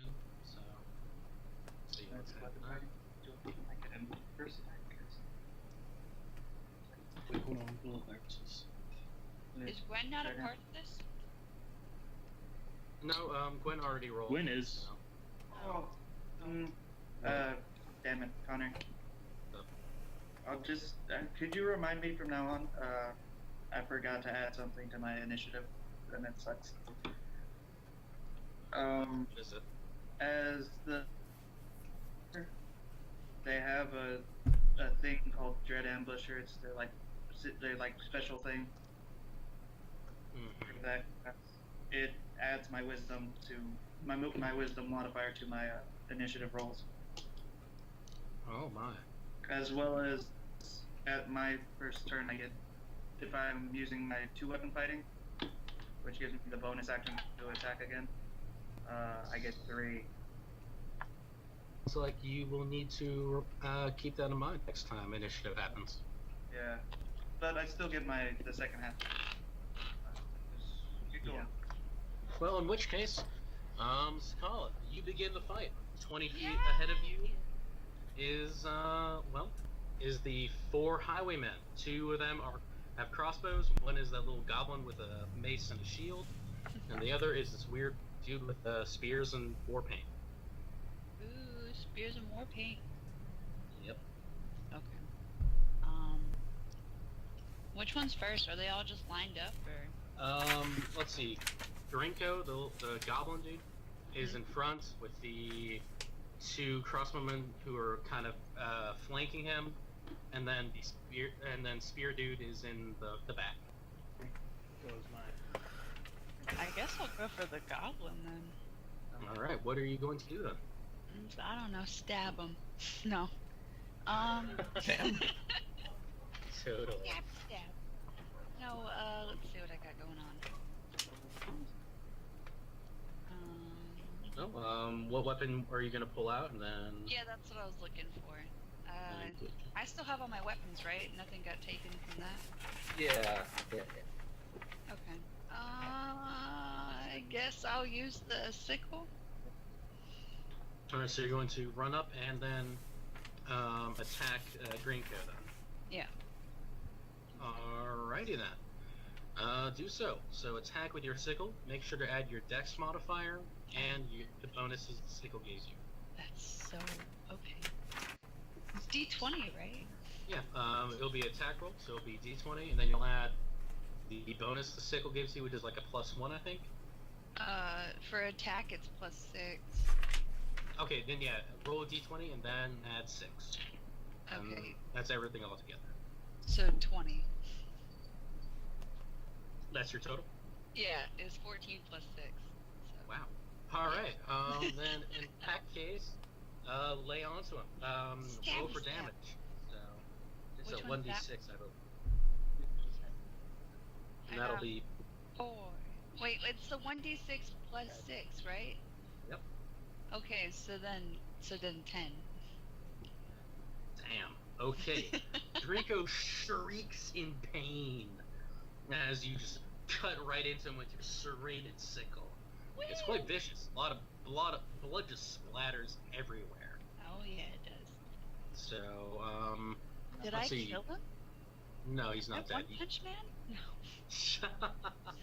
No. Well, minus the punching, no death has occurred just yet. Okay. Okay. He's But- badly injured. And that was the goblin, right? That was Yeah. the goblin. Yeah. Okay. He definitely took my a little comment. bit of a beating right there. But in which case, it's now Grinko's turn to respond. Oh no. And so, as you see him recoil in pain from your attack, let's see.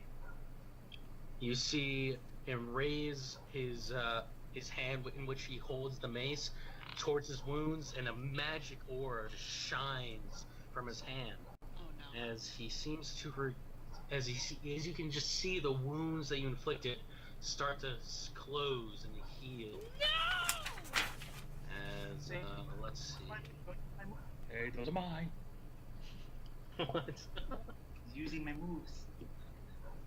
As he now, yep, there we go. All right, he seems a bit healthier, but then raising his mace above his head, and then he then swings it down upon you, smash, as he attacks you with his wicked mace. And so now I will be rolling to see if this hits you. Remind me, everybody, if everybody could inform me of their AC and HP, this will be important. So, Sakala, starting with you, can you tell me your AC? 16, Okay, and then what is your HP? 24. 24, okay. No, it's 20 and 24. 25. And so it was AC of 16, right? Yeah. Okay. AC 16, and then Iris, what is yours? HP first? HP, Yes. 36. Armor, 17. 17. Gravy. Then, Almanar. My AC is the same as my wolf. Okay, and then what's your 13. HP? Okay, what's your HP though? It's 33. 33. Cool. And then AC 13. And then as for Gwen, please. All right. So you said AC first? Or HP, please. HP. 24 Mm-hmm. and 12. 12. Okay. And then last but not least, Ah, she leave is a her wizard. alone. Protect then the for- squish. Iris just yells out, weak! Wow, rude. And then Tumbles has an HP of 18 with an AC of 13. Yeah. What I mean- armor does the dog have? Natural armor. You need thick hide. Wait, don't you have armor for the dog though? No. Yeah, They yeah. were sold. Oh yeah, that's right. They probably took it, so. Yeah, it was not amongst the equipment that Drebus collected. Or is able Anywho, to. But yes, so with Grinko attacking, swinging his mace down upon. Let's see. There we go. Down upon Sakala. Ooh, unfortunately. Ooh, he rolls misses? No. he rolls a natural 20. Oh no.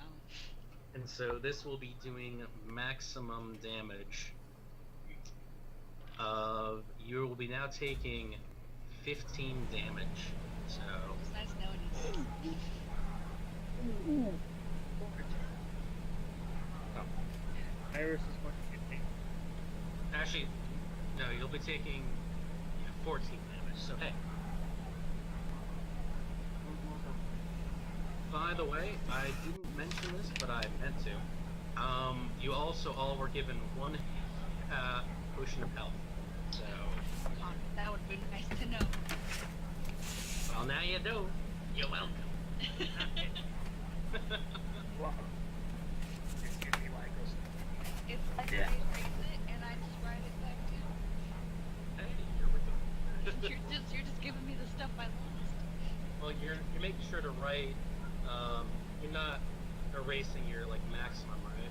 You're leaving that there, and you write underneath it how much you have. So you know how you. Oh yeah. In the current hit points, I just wrote like minus 14. And Okay, minus yeah. 14 track of it. Cool. Just making sure. Cool. Yeah. In that case, hey, speaking of death, it's Iris's turn. Oh, yay! Oh gosh. I do have. Iris is But tapping the sword. She like, okay, grabs it with her second hand, raises it above her head, and crinkles right in front of her. Yeah. You have to walk up and, or you have to run up to get in front of Green, but yes. No, walk in front of them. You were No, talking you were walking. It's 30 feet. All right, so I'm gonna run up in front of him. I'm gonna raise the sword above my head with both hands and swing it down as hard as I fucking can. Oh, gravy. Alright. Doesn't matter how hard you swing it, you'll still miss. In that case, roll to attack with that encouraging word from Kara. He's just gonna heal himself. Why does it matter? Is Kara in front of him? Is the car? Well, yeah, is Karen in front of me or not? No, you're currently side by side. Oh, okay. No, since I ran up to hit him, that means I'm in front of the goblin guy. Okay. Yeah, but he also ran next to you. Okay. I got it. So D20. Don't worry about like the whole like the specifics, you know. If there's something that's not possible, I'll Wait, hold on. There's something I can do. can use your action surge if you want to use it now, but you could always hold on to it. You want to use action surge? Was it that one or Fighting Spirit, which it gives me yourself advantage on weapon attack rolls until the end of the current turn? Sure. So I'll take That a would- Fighting Spirit because I rolled a 7. Oh, well, hey. All right, roll again, bud. Oh. Afterwards, it'll be 25. 25 to hit. Well, bravo. In that case, roll damage, please. 1d10 plus 3. Where's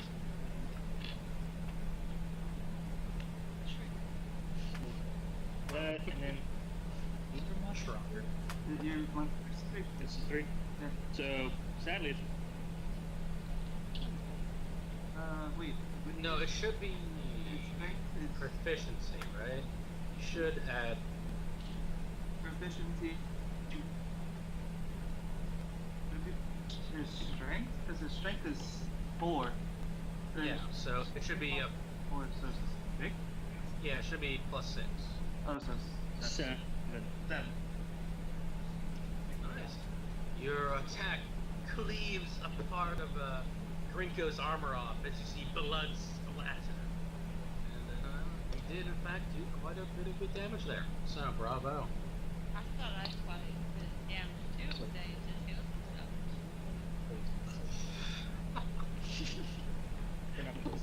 6. Yep.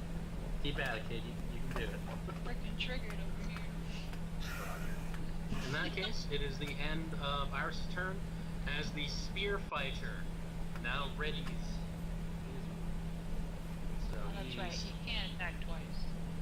Oh, well, actually, you remind me. Iris, while you have your fighting spirit, would you like to use your action surge, as the fighting spirit does end, would not be available to you on your. Well, does it end on your next turn, or It on the? ends at the end of this turn. So it's only available now. So, Yeah, I can use it 3 times for long rest. You can use a 3. Yeah, I can use Fighting Spirit 3 times for long rest, and action once for short rest, twice for, and I think on my 7th one. Twice. Okay. One well, for short rest. is there anything else you'd like to do before your turn ends, or try anything?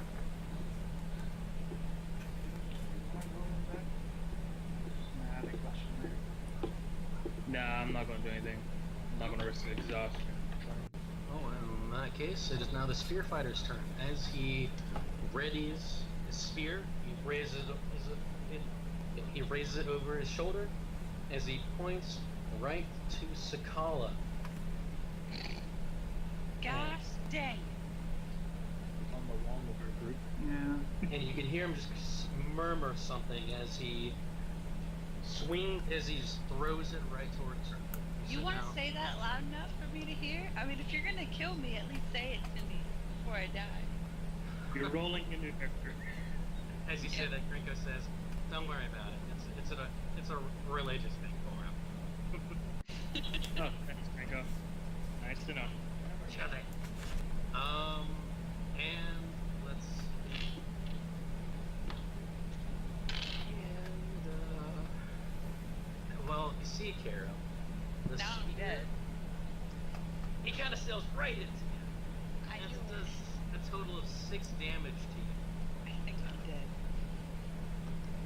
That does leave you at 4, so you are rather badly bleeding. But hey, you're not dead, right? Oh, okay. I'm not dead, but I'm at 4. It's okay, guys. And then the next guy's gonna hit me. I'll be dead. And I'll have to roll a new character. Don't worry, Kara. You drink your health potion the next turn. I'll give you But mine. that's the problem. What if I don't make it to the next turn? I will kick you back alive. There's still 2 people that can Yes, hit. pretty. Huh? What? You Well, have no. my character sheet, right? Yes. Yeah, I want to make. Can you go to it just before my turn? Because I want to make sure you know that I'm not trying to bullshit you on something. okay, have it up. But anyway. Just so you can see what is about to happen to someone. Alright, looking forward to it. In that case, Gwen, it's your turn. All right. So, here we go. Time to learn something new. Okay. All right. So, I'm going to point at that. Wait, am I taller than the goblin? You're back.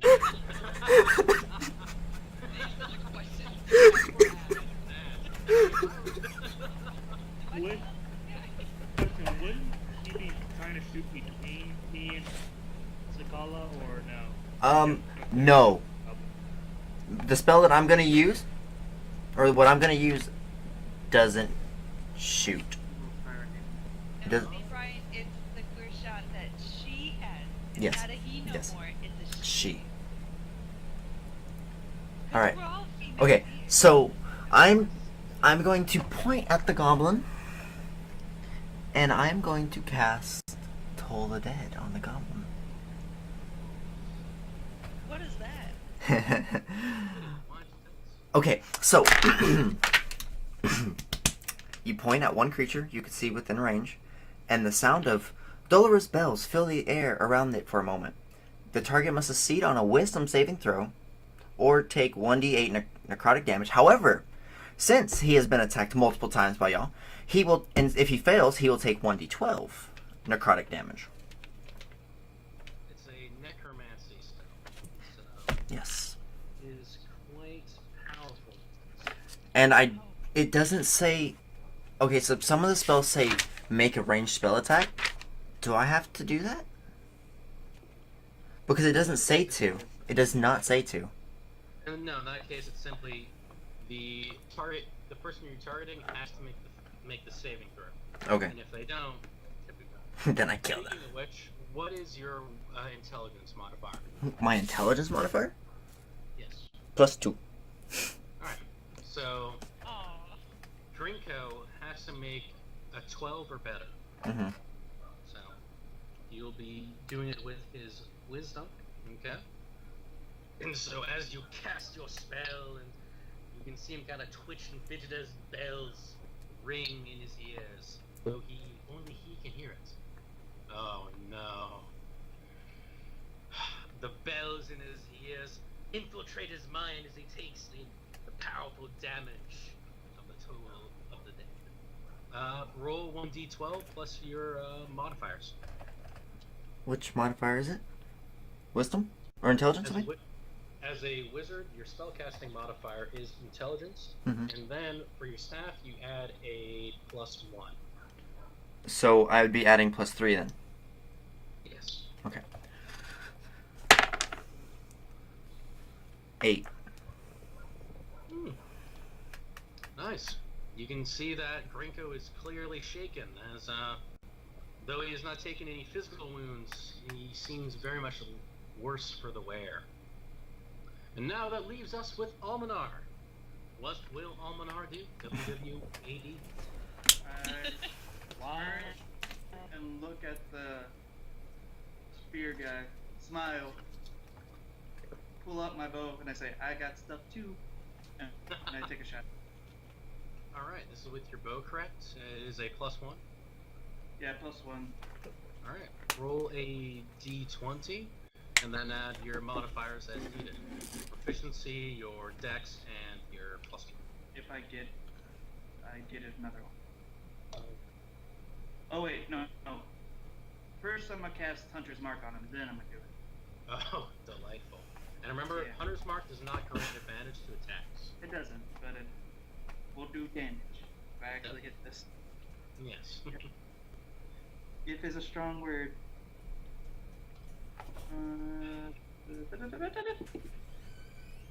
Oh yeah, I did 23. Well done. You hit. Roll Well your done. 1d6 and your damage for your bow. Okay. And 3, so that's 10. 10 damage, solid. You can Right.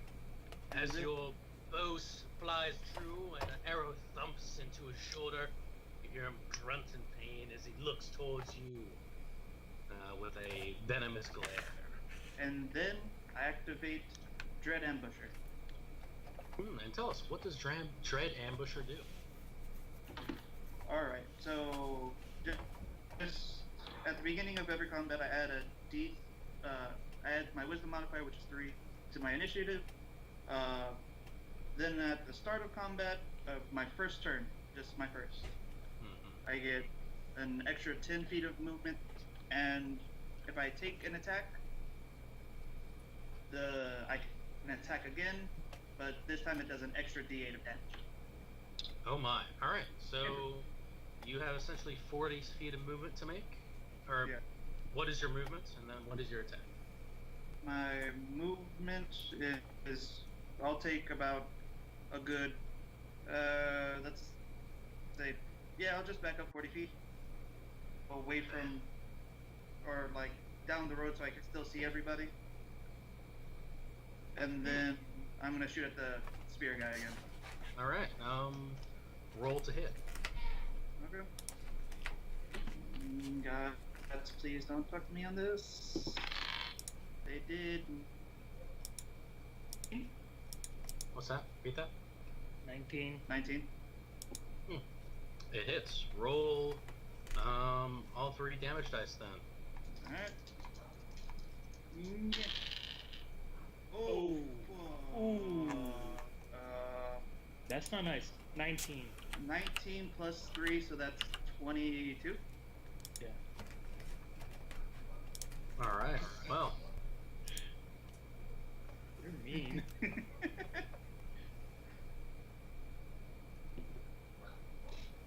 you tell me your individual dice rolls? So, It was 8, 6, 5, and then my bonus is 3 to damage. alright.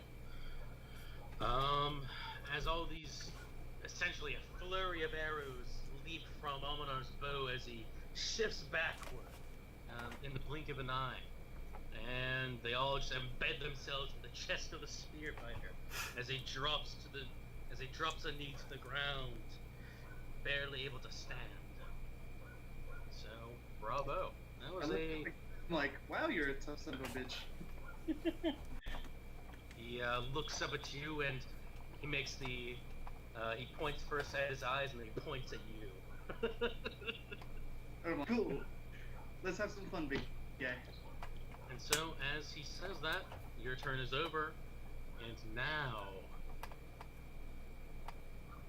from your back, you hear a rustling sound. From behind you, Almanar, to be exact. As a wicked blade strikes upon you. Oh no. Yay. 'Cause, So we'll be rolling And then, as you think you are out of combat danger, a blade strikes upon your back, as you will now be taking 8 damage. Ow. Okay. Cool. So, as you look behind you, you see a shadowy figure wearing a hooded cloak and holding a wicked serrated dagger in their hand. And so, it is now Tumble's turn. Okay. Sure you want Tumbles right now? Yeah. Tumbles is You're hungry. gonna die. Tumbles is hungry. Oh no. Tumbles. And Tumbles darts over to me. Okay. Is he with that guy's like right behind me, right? Yes. And Tumbles does have a speed of 40 feet, so he would be able to get to you in time. So yes. Tumbles hops up next to me, takes a flanking position. Okay, if he's going to be taking flanking position, he will be taking an attack of opportunity from this hooded figure. Alright, never mind then. He still has pack tactics. So pack But tac as a thing is just on an attack roll against a creature. If I have, if Tumbles has an ally next to him, he has advantage. 5 feet near the guy is, I think, is the way it's said. As long as I'm not incapacitated. Yeah. So, yep, definitely. Okay. Alright, so roll to attack this shadowy figure, or the hooded figure. Let's go, Tumbles. Do good. Eat his face. Yeah, Tumbles ate his face. What was the roll for? It was a 17 plus 4 to hit, so 21. 21? Alright, roll for damage, and It's yeah, 2d4? it'll be... Yes, 2d4. That's 2. That's 6. Okay, plus 2, that's a total of 8 damage. No, The- 6 total. It's 6 total. Oh, okay. So the figure grunts in pain as kind of also- shakes off. What's up? Nothing. I don't think it counts, but it says if the target is a creature, it must succeed on a DC 11 strength saving throw or get pulled down to the ground. It does. Alright, in that case, This is just DC 11, so I'm pretty sure someone can make it. let me see. Let me pull up that 1 second. And I'll be rolling for the hooded figure. And so that was strength, was it? Yeah. Okay. And in that case, it manages to shake off Tumbles from its sleeve, though you see the blood and torn cloth kind of in Tumbles' jaw as he's pulled away. Like, good boy. Alright. And in that case, now one of the crossbowmen, he levels his crossbow at Iris as he aims, and then proceeds to take fire, shooting at Iris. And so, with this, he will be rolling for dexterity, since it is a crossbow. And so, with that, great. And now, let's see, since you're ace, unfortunately, the first shot does hit. And so, Iris, a crossbow bolt thumps into your armor, piercing it and driving into your skin, as you will now be taking a total of, let's see, that plus, you'll be taking 9 damage. Sorry, I was clicking my damage button. I stopped right on 9 before you said it. Well, hey, there you go. And as that happens, the second crossbowman levels his bow at Iris and pulls the trigger. And so, unfortunately, this too, it'll be another crossbow bolt thumps in right next to the where the This one hit. As now you will be taking 10 damage, bringing you down to 17. And so with that, we begin back up to the beginning of Sakala. It is your turn. Hey. Yay!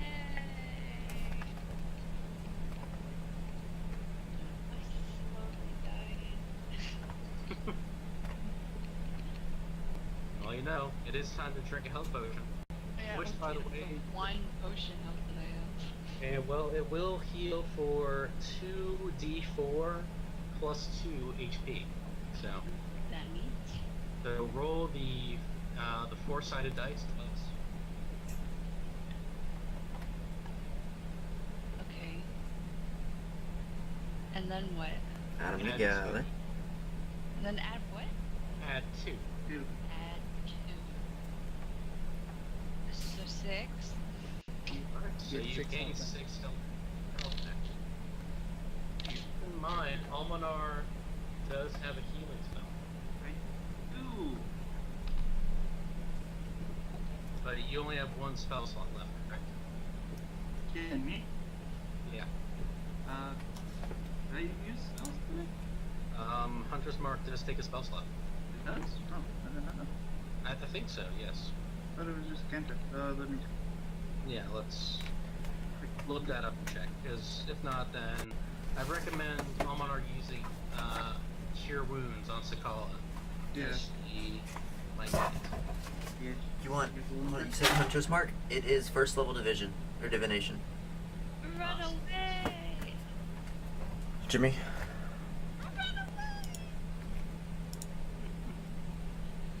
Oh no, yeah, it does. It takes a spell slot. Never mind. It does. It's a spell. You do have 1 spell slot left, but in any case, Sakala, you drank your potion, but you still have a movement and an action. Okay. I will heal as soon as I can. Okay.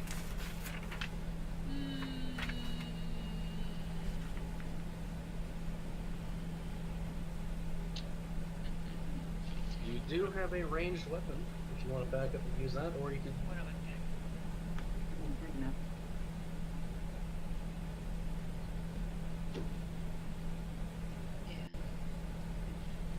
Oh, okay. So while Kara's figuring out what she wants to do, everybody else kind of plan out your actions, kind of figure out what you want to do as well for this round. And then Kara, what's up? Shove the potion in the mouth. Iris is gonna shove the health potion down her mouth. But kind of play that entirely. So Kara, what is up? What will Sakala do? Okay, hold on. Quick question. What did you say ball bearings were again? They're little tiny metal round balls. You can throw them out and it can trip up enemies. Just they'll go under their feet and then if they stumble they can be knocked prone, essentially. Do they have to be walking, or can I just throw it while they're standing there? Yeah, I mean, yeah. Because, I mean, people are always kind of moving around during combat and whatnot. So Passively. if I throw an item at them, does that count as my action? Yes, it will. Never mind then. I guess I can shoot them with my crossbow. Okay. So are you gonna, I guess you're gonna move back first, kind of out of melee arm, melee reach. Yeah, I'm gonna move back a couple of steps and then I'll. Alright, you pull out your crossbow and now, fire upon them. Roll to hit. D20, and then what are your bonuses for the crossbow? It's a +6. Alright, yeah. Then, roll to hit. Add 6 to D20. And who are you So attacking? it's a total of 14. Now it's gonna attack the goblin. Okay, that works. And, unfortunately, Grinko is able to raise his shield in time, and your crossbow bolt thuds into his shield. Oh, whatever. I'm just gonna die, guys. Way to be positive. This is the end of the goblin. Well, in that case, it is now Grinko's turn. As he he lowers his shield, he raises his mace again, and swings Oh. down upon I knew it. Iris. As you call her. No! What? You can't just. I can't just attack you and then you go attack someone else. It just makes me feel like I'm not worthy enough for you to hit me. If you're gonna hit me, just do it. But you moved. You moved away, Kara. You're no longer in front of him. So what if he should can't hit me? swing at air if he swings at you. I mean, way. you're that insistent. Well, No, it's okay. It's fine. I moved Grinko, away. since he has a melee weapon, he'd have to move close to you to attack. But guess what Grinko has, though? A movement. He has. Well, he does, but if he was to move, he'd take an attack of opportunity from Iris. Oh. And nobody wants that. I want that. Or, well, at least Grinko doesn't want that. I'm sure Iris would love hands. He goes like, I'm gonna go over there. At first, Grinko pointing his mace at the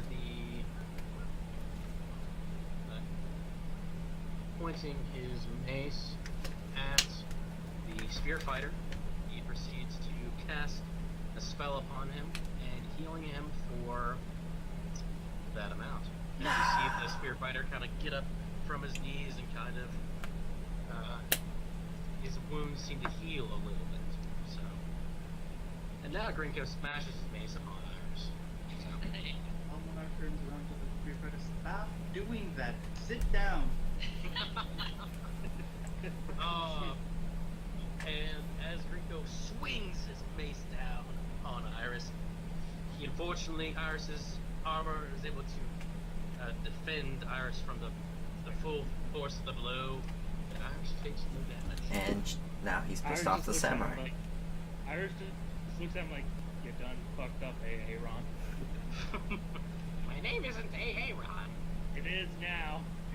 Well, Iris, it's your turn now, so hey. It is when I'm done with you. Oh, God. Iris is drinking her health potion. Okay. Roll 2d4 plus 2. Booyah! Heal 10. I got 2 forts. I got Okay. help. They're confirmed if you need I them can confirm. Okay, 27 HP. Nice. Now, what else will you do? Good. She's going to once again slam her fucking katana down at his head. Two-handed. Nice. Using a katana as a blunt weapon. Right up that. Yeah. Swing it down, from Slice. Stone probably deflects. It's 9, but should I use fighting spirit again? Yeah. So it was a 9. I'll use fighting spirit once again to get a reroll. And Fighting Spirit is a long rest, correct? Yes, there'll be a long rest So after this. he only has one more, and Yeah, I only have one more. Okay. Cool. Alright, roll again. Thank you very Same much. thing. It's not. 9. Fuck it. Damn, unlucky. Yeah, unfortunately, Grinko is able to bring his shield up in time as he blocks your attack. And he says, right back at you. Look who's missing now. Oh, your head is going on a pike. I'm like, fucking front on now. I get yours first. Like, you can reach it. But in any case, Grinko? the spear fighter, noticing his boss is under attack, grabs another spear from behind his back and lobs it at Iris. So, Hey, we're not finished yet. oh, he's still kicking. He's looking pretty bloody, but you know, he's a fighter. Kara gets further back, Fine. and I need you to save that healing spell. See if Kara moves any further back, because then I might need it. Ooh, and here's the thing, Ryan.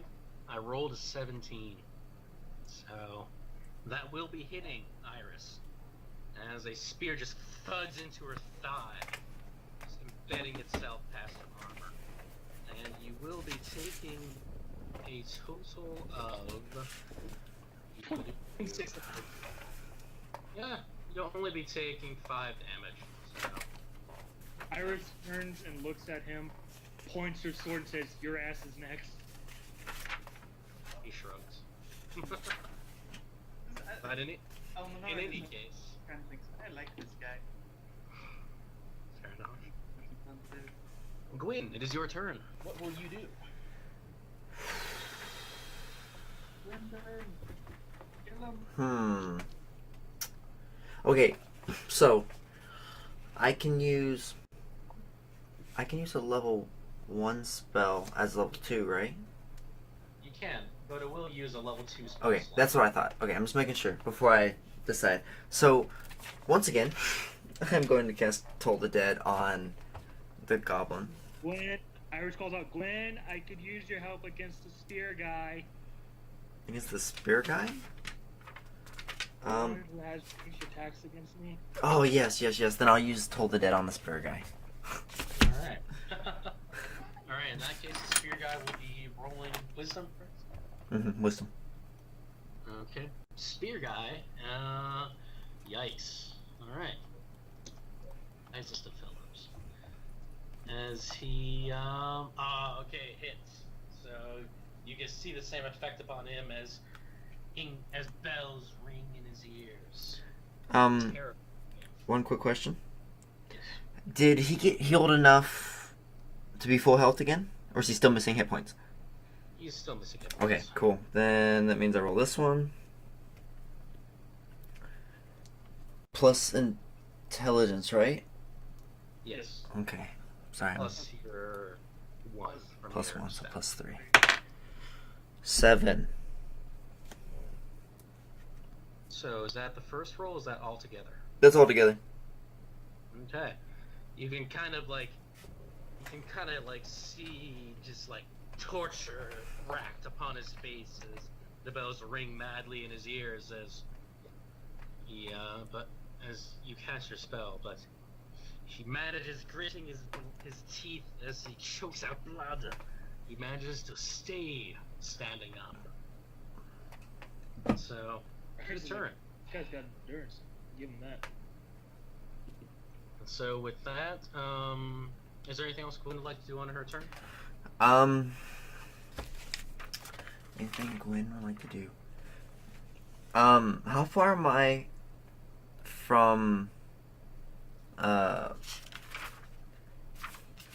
Iris? 20 feet away.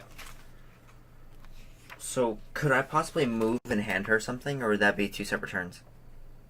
That's possible, I'd say. A movement and then a minor to hand. Okay, because I want to move and hand Iris the my health potion.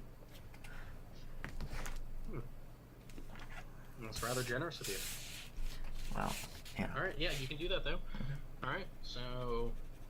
So I have 0 health You- potions now. Yep. But now, Iris, you have another health potion, so hey. Sweet. Be sure to mark that down.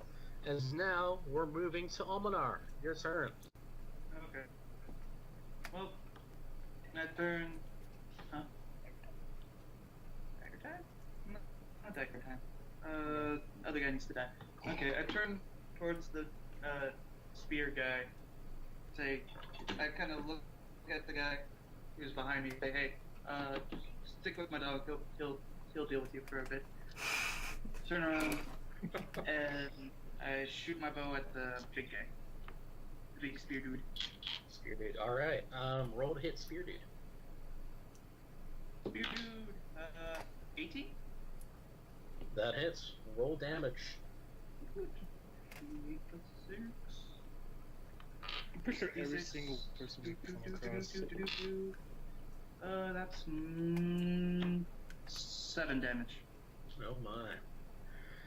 Well, as you move forward, leaving Tumbles to deal with the figure in the hood, you fire your bow, and your arrow flies straight and true as it thugs right between the eyes of the spear fighter.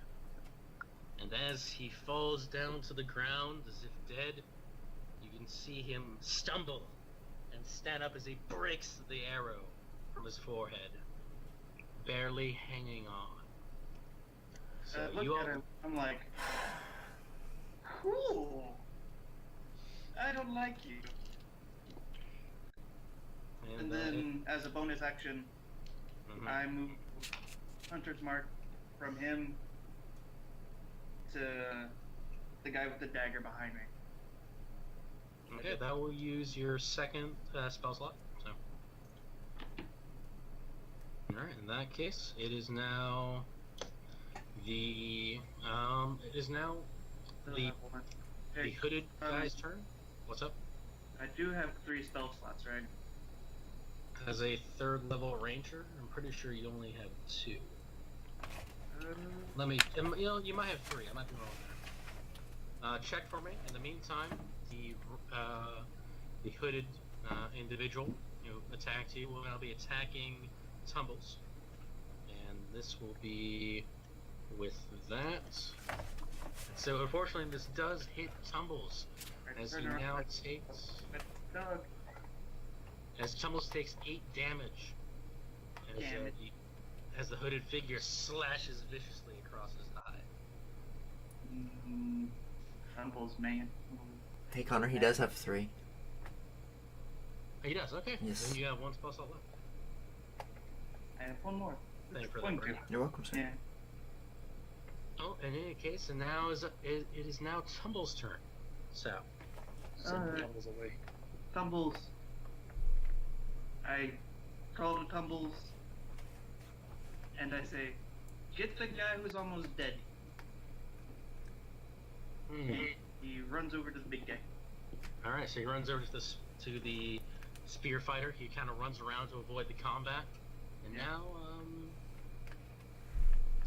actually, yeah, okay. In that case, roll to hit. I assume he's biting. Yeah. No, he's shooting his Gus cannon at him now. Oh, okay. My leg.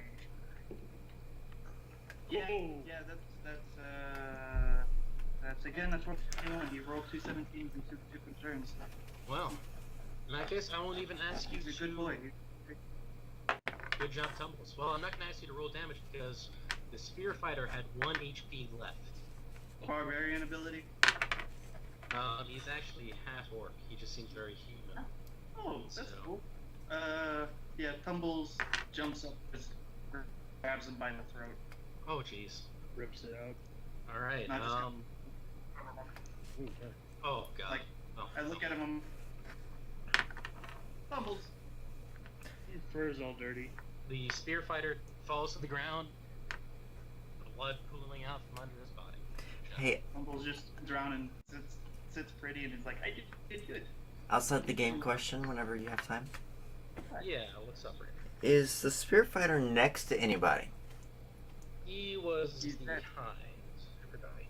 So, but okay, is he like within? Let me see.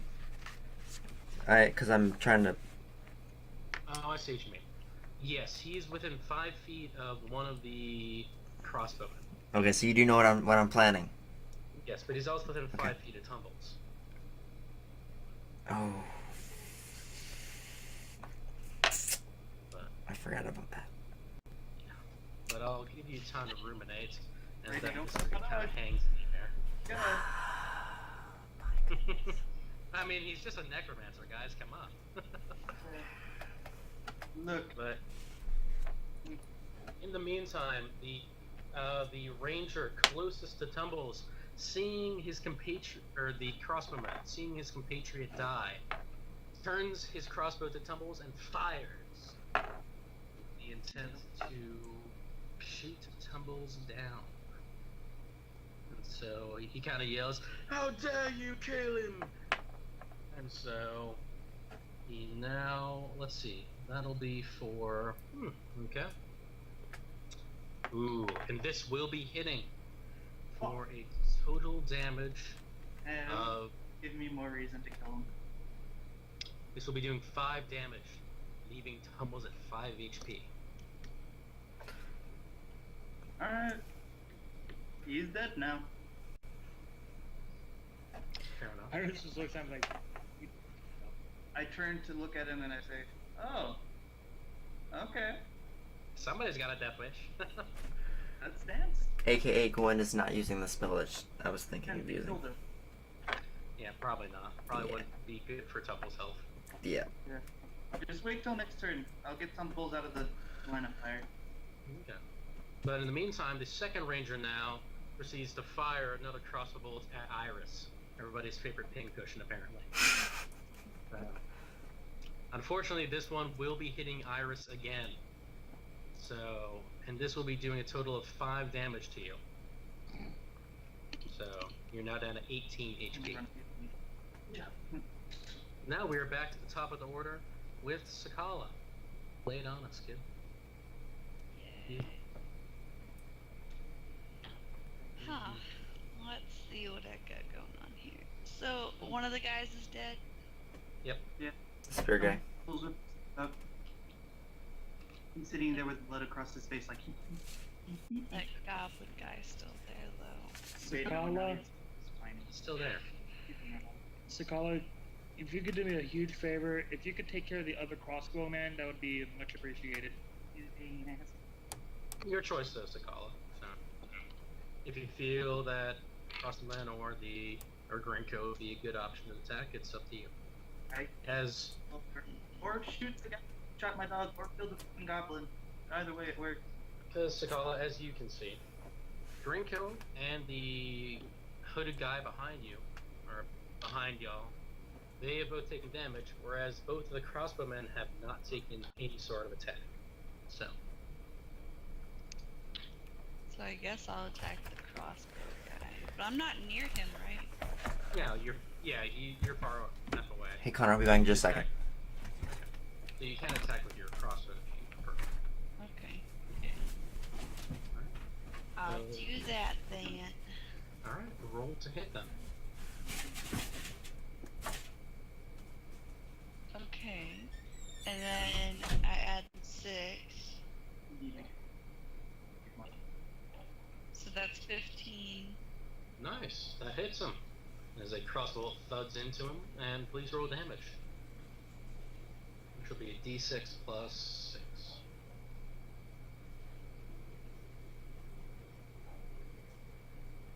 Well, that didn't do anything. No. So you said D6 plus 6? Yes. Yeah. That's just a 7. Well, hey, that's still 7 damage. So, Yeah. he dealt some pain. I shot a dude with 7 damage and he just barely died, and then came back to life, and then my doctor slowed up. Well, it's all a process. But anyway, that brings us now to Grinko.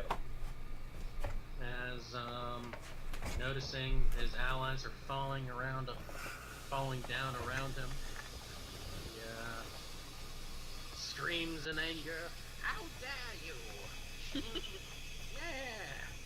Meh.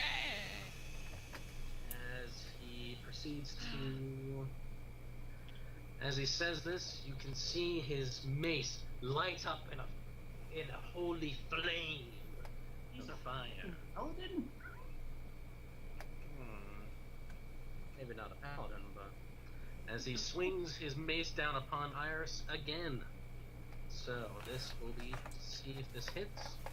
I'm gonna... Ooh, and as he does it, it swings down upon you, Iris, but your armor it is knocked back by your armor as it recoils in anger. So it does not hit. And then with that, it is now.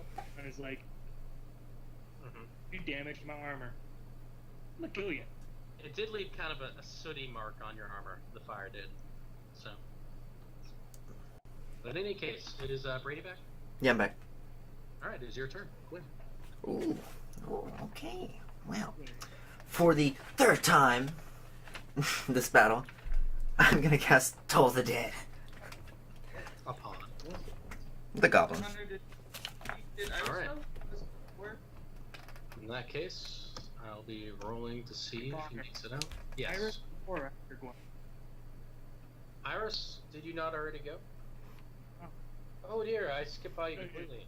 I Wrinkle apologize. hit, and then you went to Gwen. It's Dr. Gwen. My bad. I missed. Alright, back it up. Swing, Back it swing, up. go. No, it's fine. Alright, Iris, what will you do then? First, I'm drinking my new health potion. Okay, roll 2d4 plus 2. 7. So Yeah, you're back up to 25 HP. You're doing a pretty good job as a tank.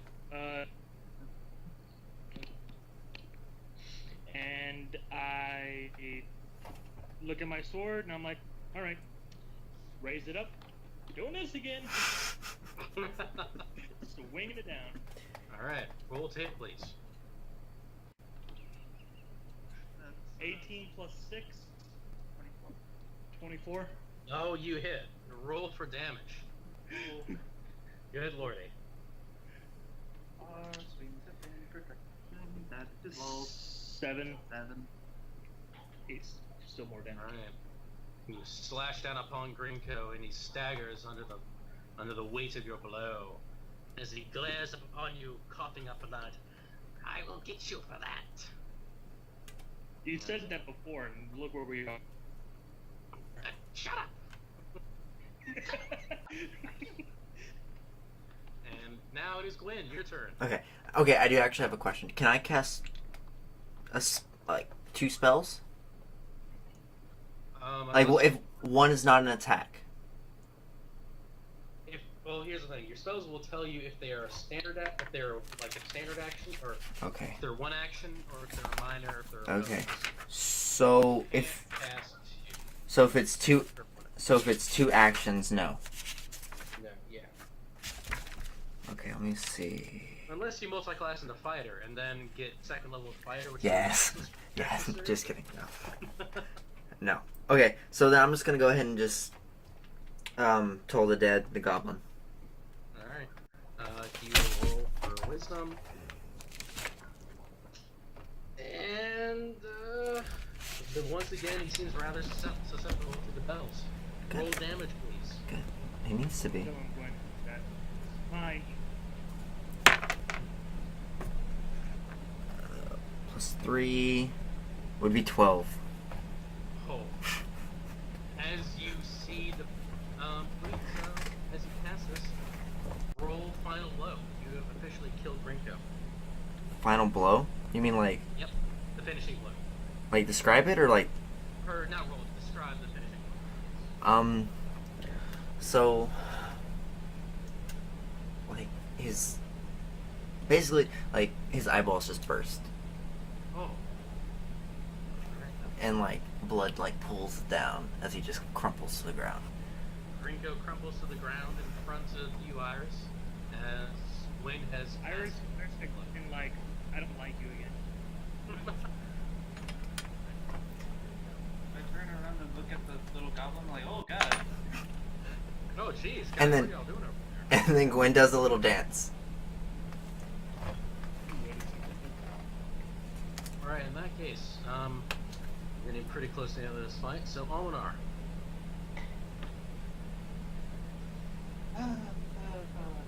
I turn to the, what is it, remaining 3? Yep. Okay. I turn to them and I say, alright, your boss is dead, the big passport guy was probably a bruiser, dead. You guys just want to call it a day and get the fuck out of my face?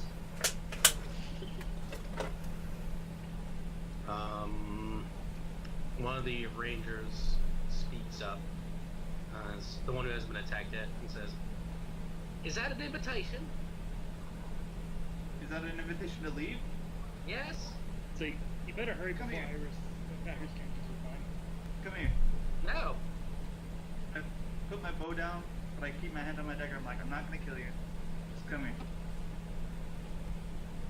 This is still combat, so are you just not doing an attack this turn? He said no. I'm gonna shoot him in the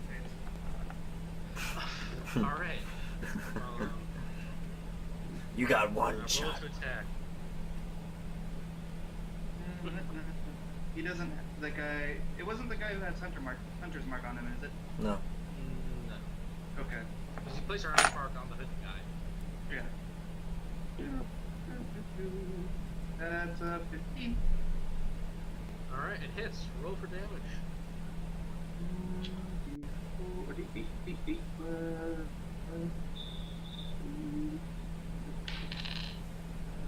7. Alright, he kind of screams in pain as an arrow thumps in shoulder. So you said it was 7 damage? Yes. I shake my bow at him and I say, should have just left. Oh, I did know you'd shoot me. But in any case, They didn't say I wouldn't. You need to learn how these things work. well, as you were bantering with the crossbowman, the rogue comes up behind you and then proceeds to stab you with it. So, you know how it goes. Stabs me in the back. Like, Rogue is like, walks over, stab. I turn around, I'm like, dude, what the fuck? Thanks for expecting this. Ha! Conversation with your friend. And Ah, this it was a ruse!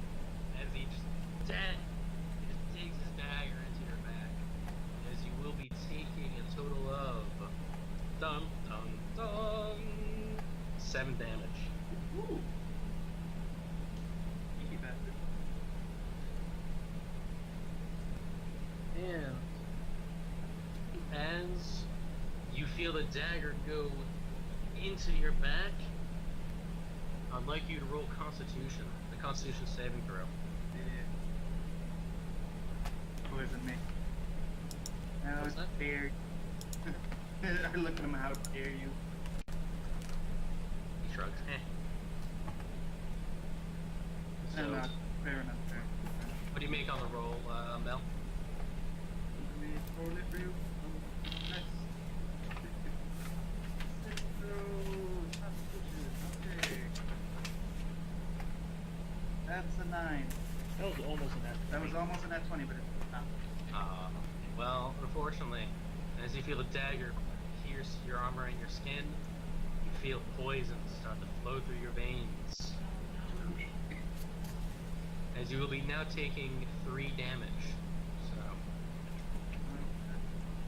So, I turn and look at him and say, you are rude.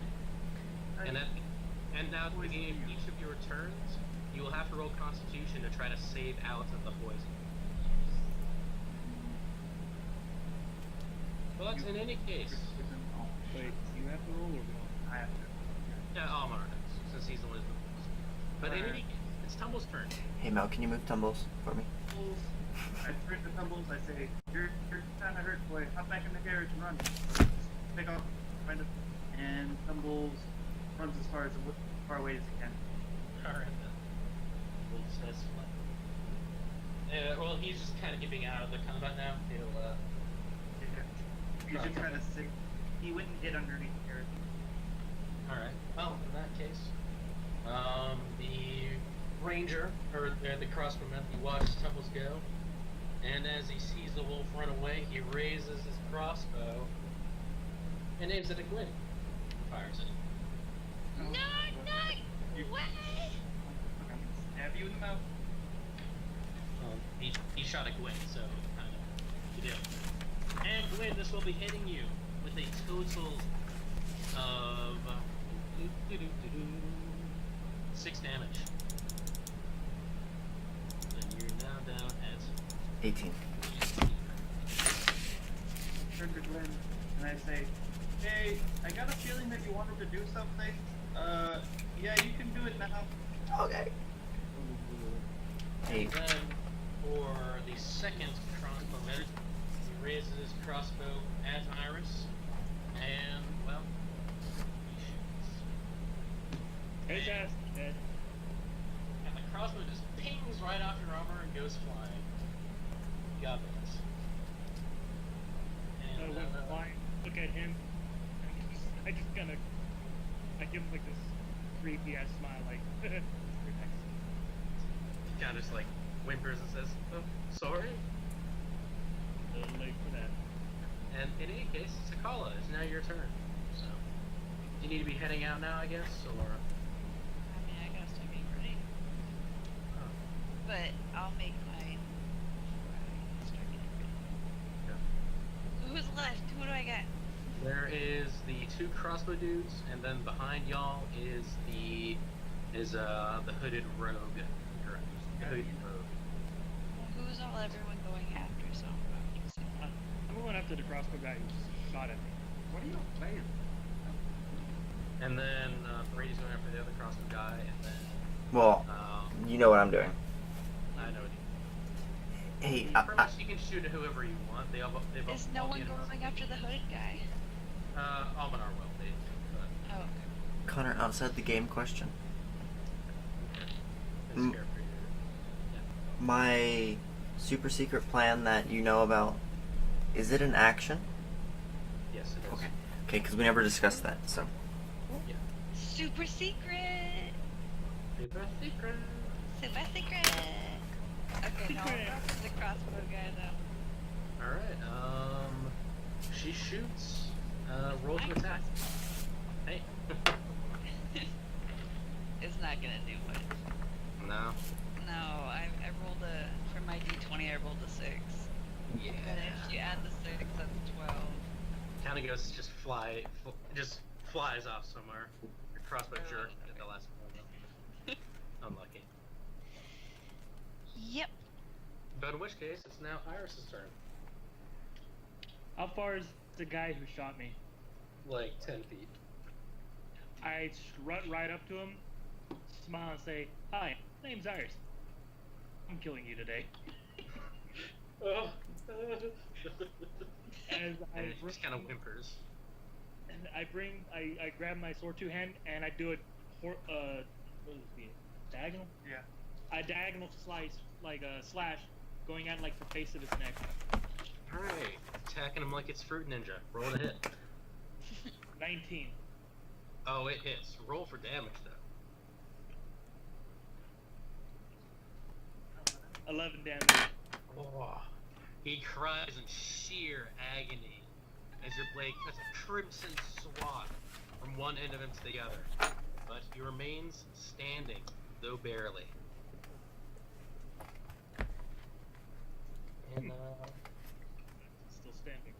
in which case, it is now Gwen's turn. Dun, dun, dun, dun. Hey, Try not to Connor. kill this mind again, Gwen. Hey, Connor. Hey, Bray. I am going to target the dead spearman, Uh-huh. and I'm going to cast Explosive Curse. Alright then.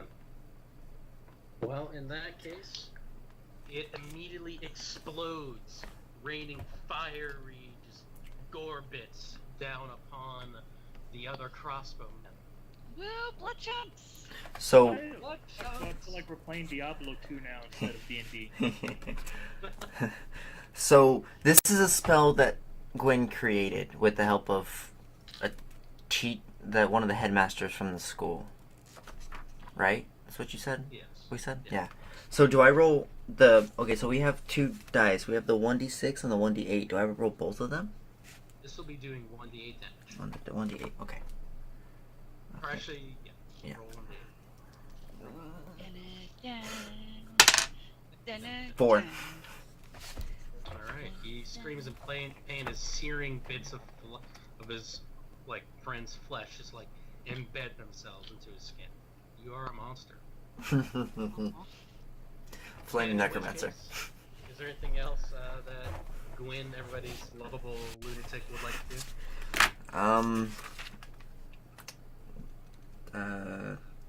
Not currently. Okay, and in that case, it goes down to Almanar. Your turn. Okay. I'm gonna try to make this Constitution save real quick. Alright, roll. No, I don't. Connor, that's a level 1 spell, right? Level 2. Is it level 2? And what was that, It was sorry. an 8. 8. Fortunately, you try to fight off the effect of the poison, but you take another 2 damage. Are you gonna have to head out, Karen? In another 5 minutes. Oh, okay. I just heard the timer, so I was like, Yeah, it lets me know if I'm asleep that I need to wake up. Okay. So, alright, you've taken 2 damage, so you're down to 13 HP.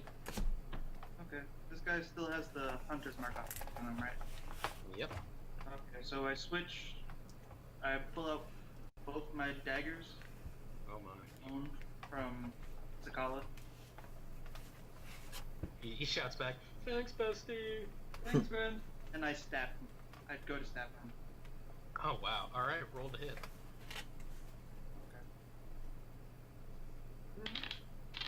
No. God no. That was a 6. Ooh yeah. He dodges to the side of your attack as you hear MC's hammer theme play in the background. Don't touch this, or can't touch this. I look at So- him like, I'm not really good with this whole, stabby thing. But let's play. He nods. Understandable. It is not. He just waves his own dagger. And then, Speaking of which, he then takes that dagger and stabs you. Oh, and it hits. And he says as he twists it into you. See? I say, So you'll be taking 6 damage, okay. dropping you down to 7. Alright, that's a pain in the ass. Ouch. And now it is the 2 crossbowmen's turn. As the one who's currently has the Death Incarnate Iris in front of them, they take a step back to get away from her, and then they fire their crossbow. Just one step? Enough to get like 10 feet of range, because they know they can't escape what's coming. One Iris step. just looked at me. You're only holding up the inevitable.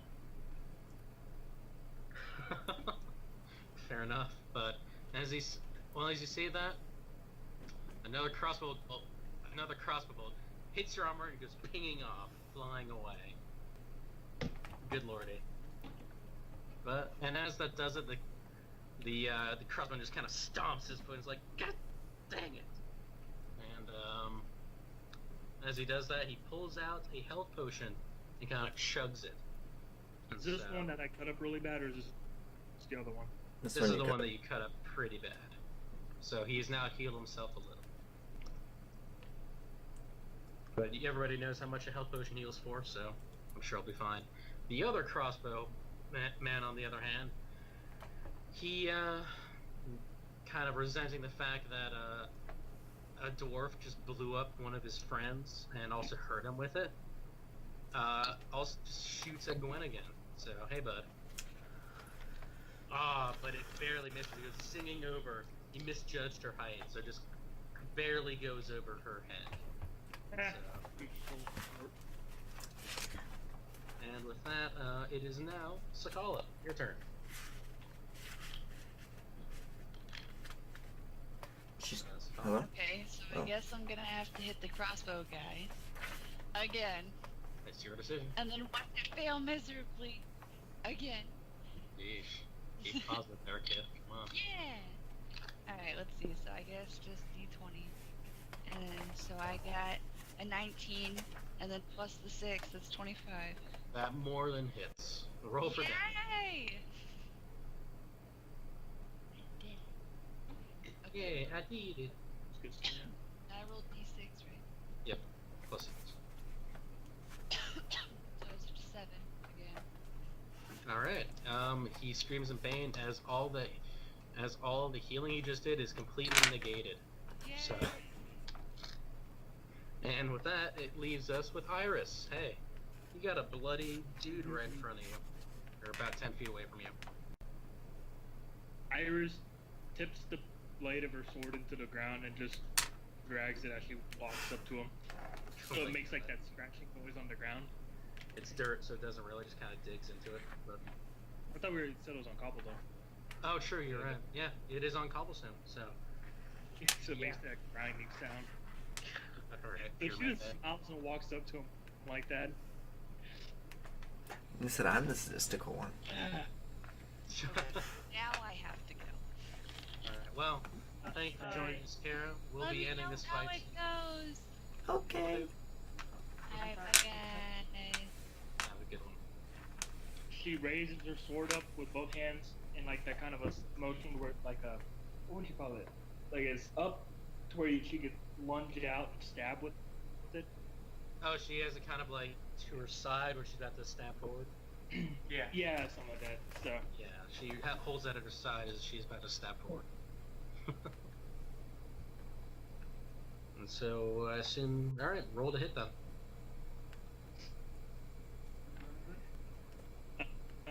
see. 24. Wow. Okay, yeah, it hits. Roll for damage.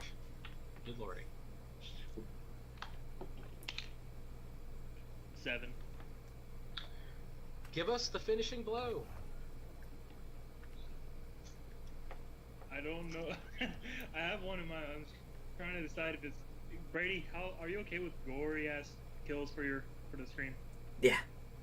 Try I not mean- to go Not These are- don't make it like super rated R, but and keep it brief. Like, don't make it Yeah. like 10 minutes. Well, yeah, no, but I'm saying, like, what do you call that area, like, right here? Yeah, she just stabs the sword right into the trachea and yanks down as hard as she can, just, like, opening him up like a pinata. Oh, well, you get pretty deep before your sword kind of gets stuck in his rib cage. But hey, he is more than 100% dead. As he kind of just slumps against your sword. And then she just kind of turns and looks at his friend and says, hey. "You're next." Well, delightful. In that case, hey Gwen, guess what?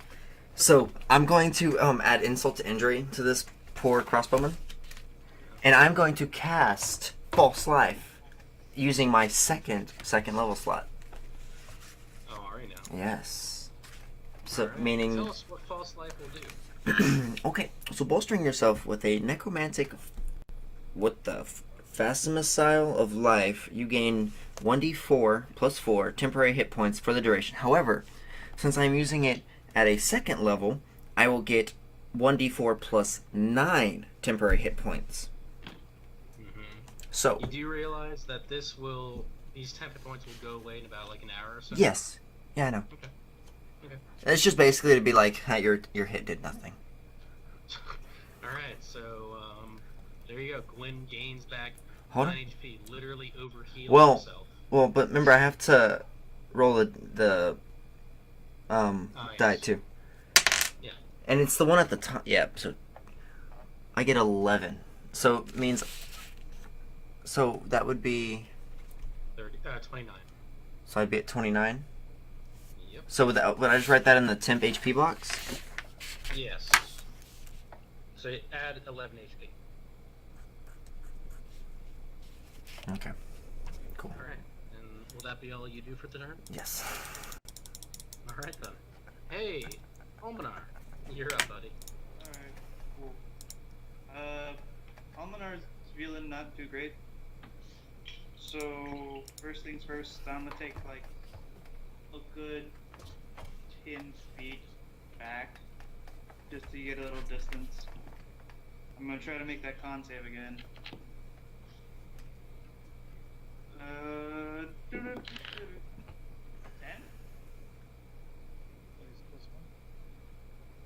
Hello? Yeah. You said it was a 10? Yeah. Did you add your constitution? Yeah, it's plus 1. Unfortunately, you did not roll out of it. Damn. So you now be taking 4 damage. And so you're now knocked down to 3. But you do have a potion of health on you, do you not? Yeah. That, and he should also still have his Oh, you do have 1 spell slot, I believe. And so you've moved back 10 feet. And what else will Almanar do? I'm gonna use the bonus action to take my healing potion. Alright, well, it's a minor action to take your Okay. I'll take my minor action to take my healing potion. Alright, roll 2d4 plus 2. Ooh. That's 6. Nice. 9 HP. And then I'm gonna use my last spell slot and my only action for this turn to cast Cure Wounds on myself. Is Cure Wounds, is it not a minor action? No, it's full action. I see. Okay. As far as I know. Yeah, so Yeah, it is 1 action. So, alright, and then, yeah, it'll do 1d8 plus your spellcasting modifier for a ranger. it's wisdom. Alright. So in that case, roll 1d8.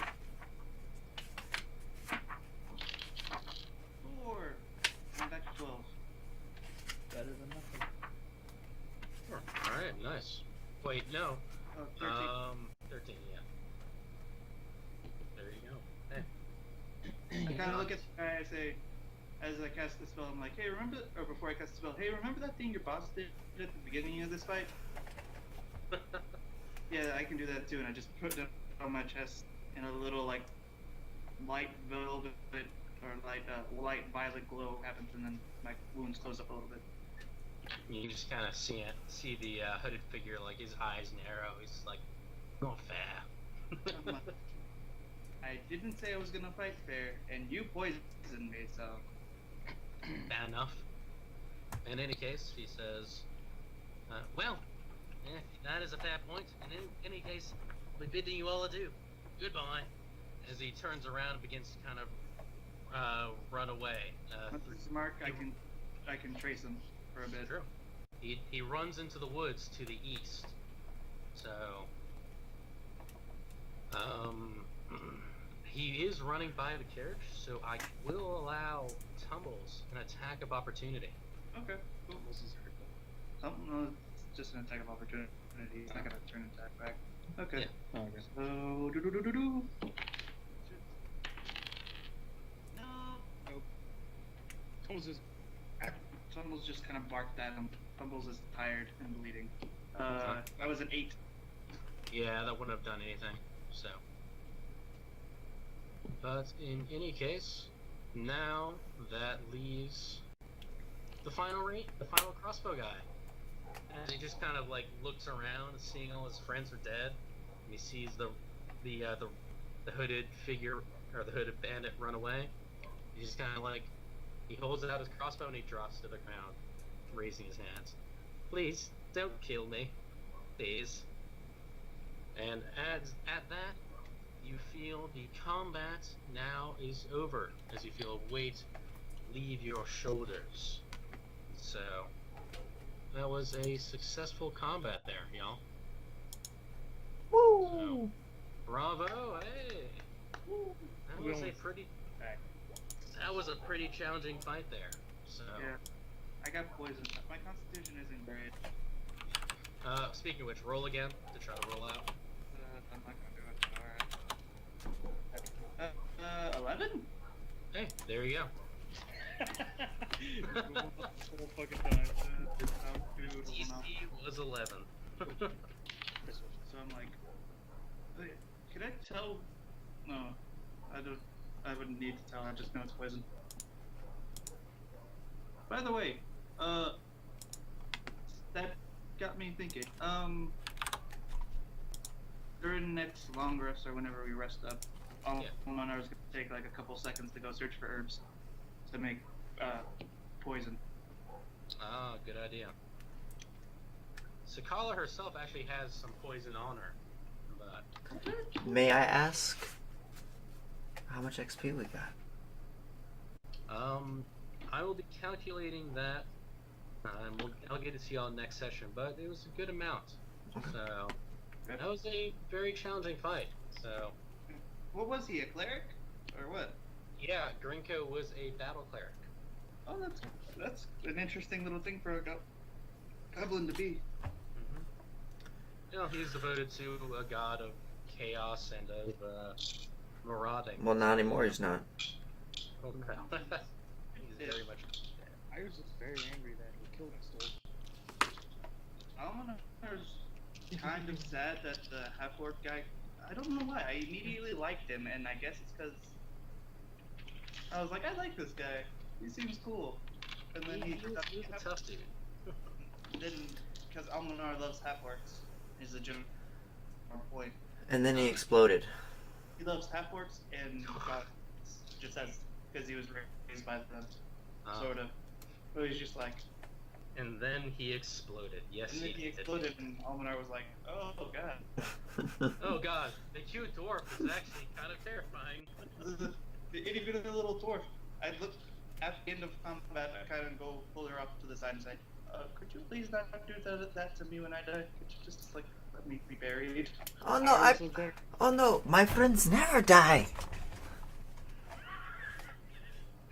Say, if I What do you mean I don't? I look at her and say, I know you're a necromancer. You will not have permission to bring me back to life.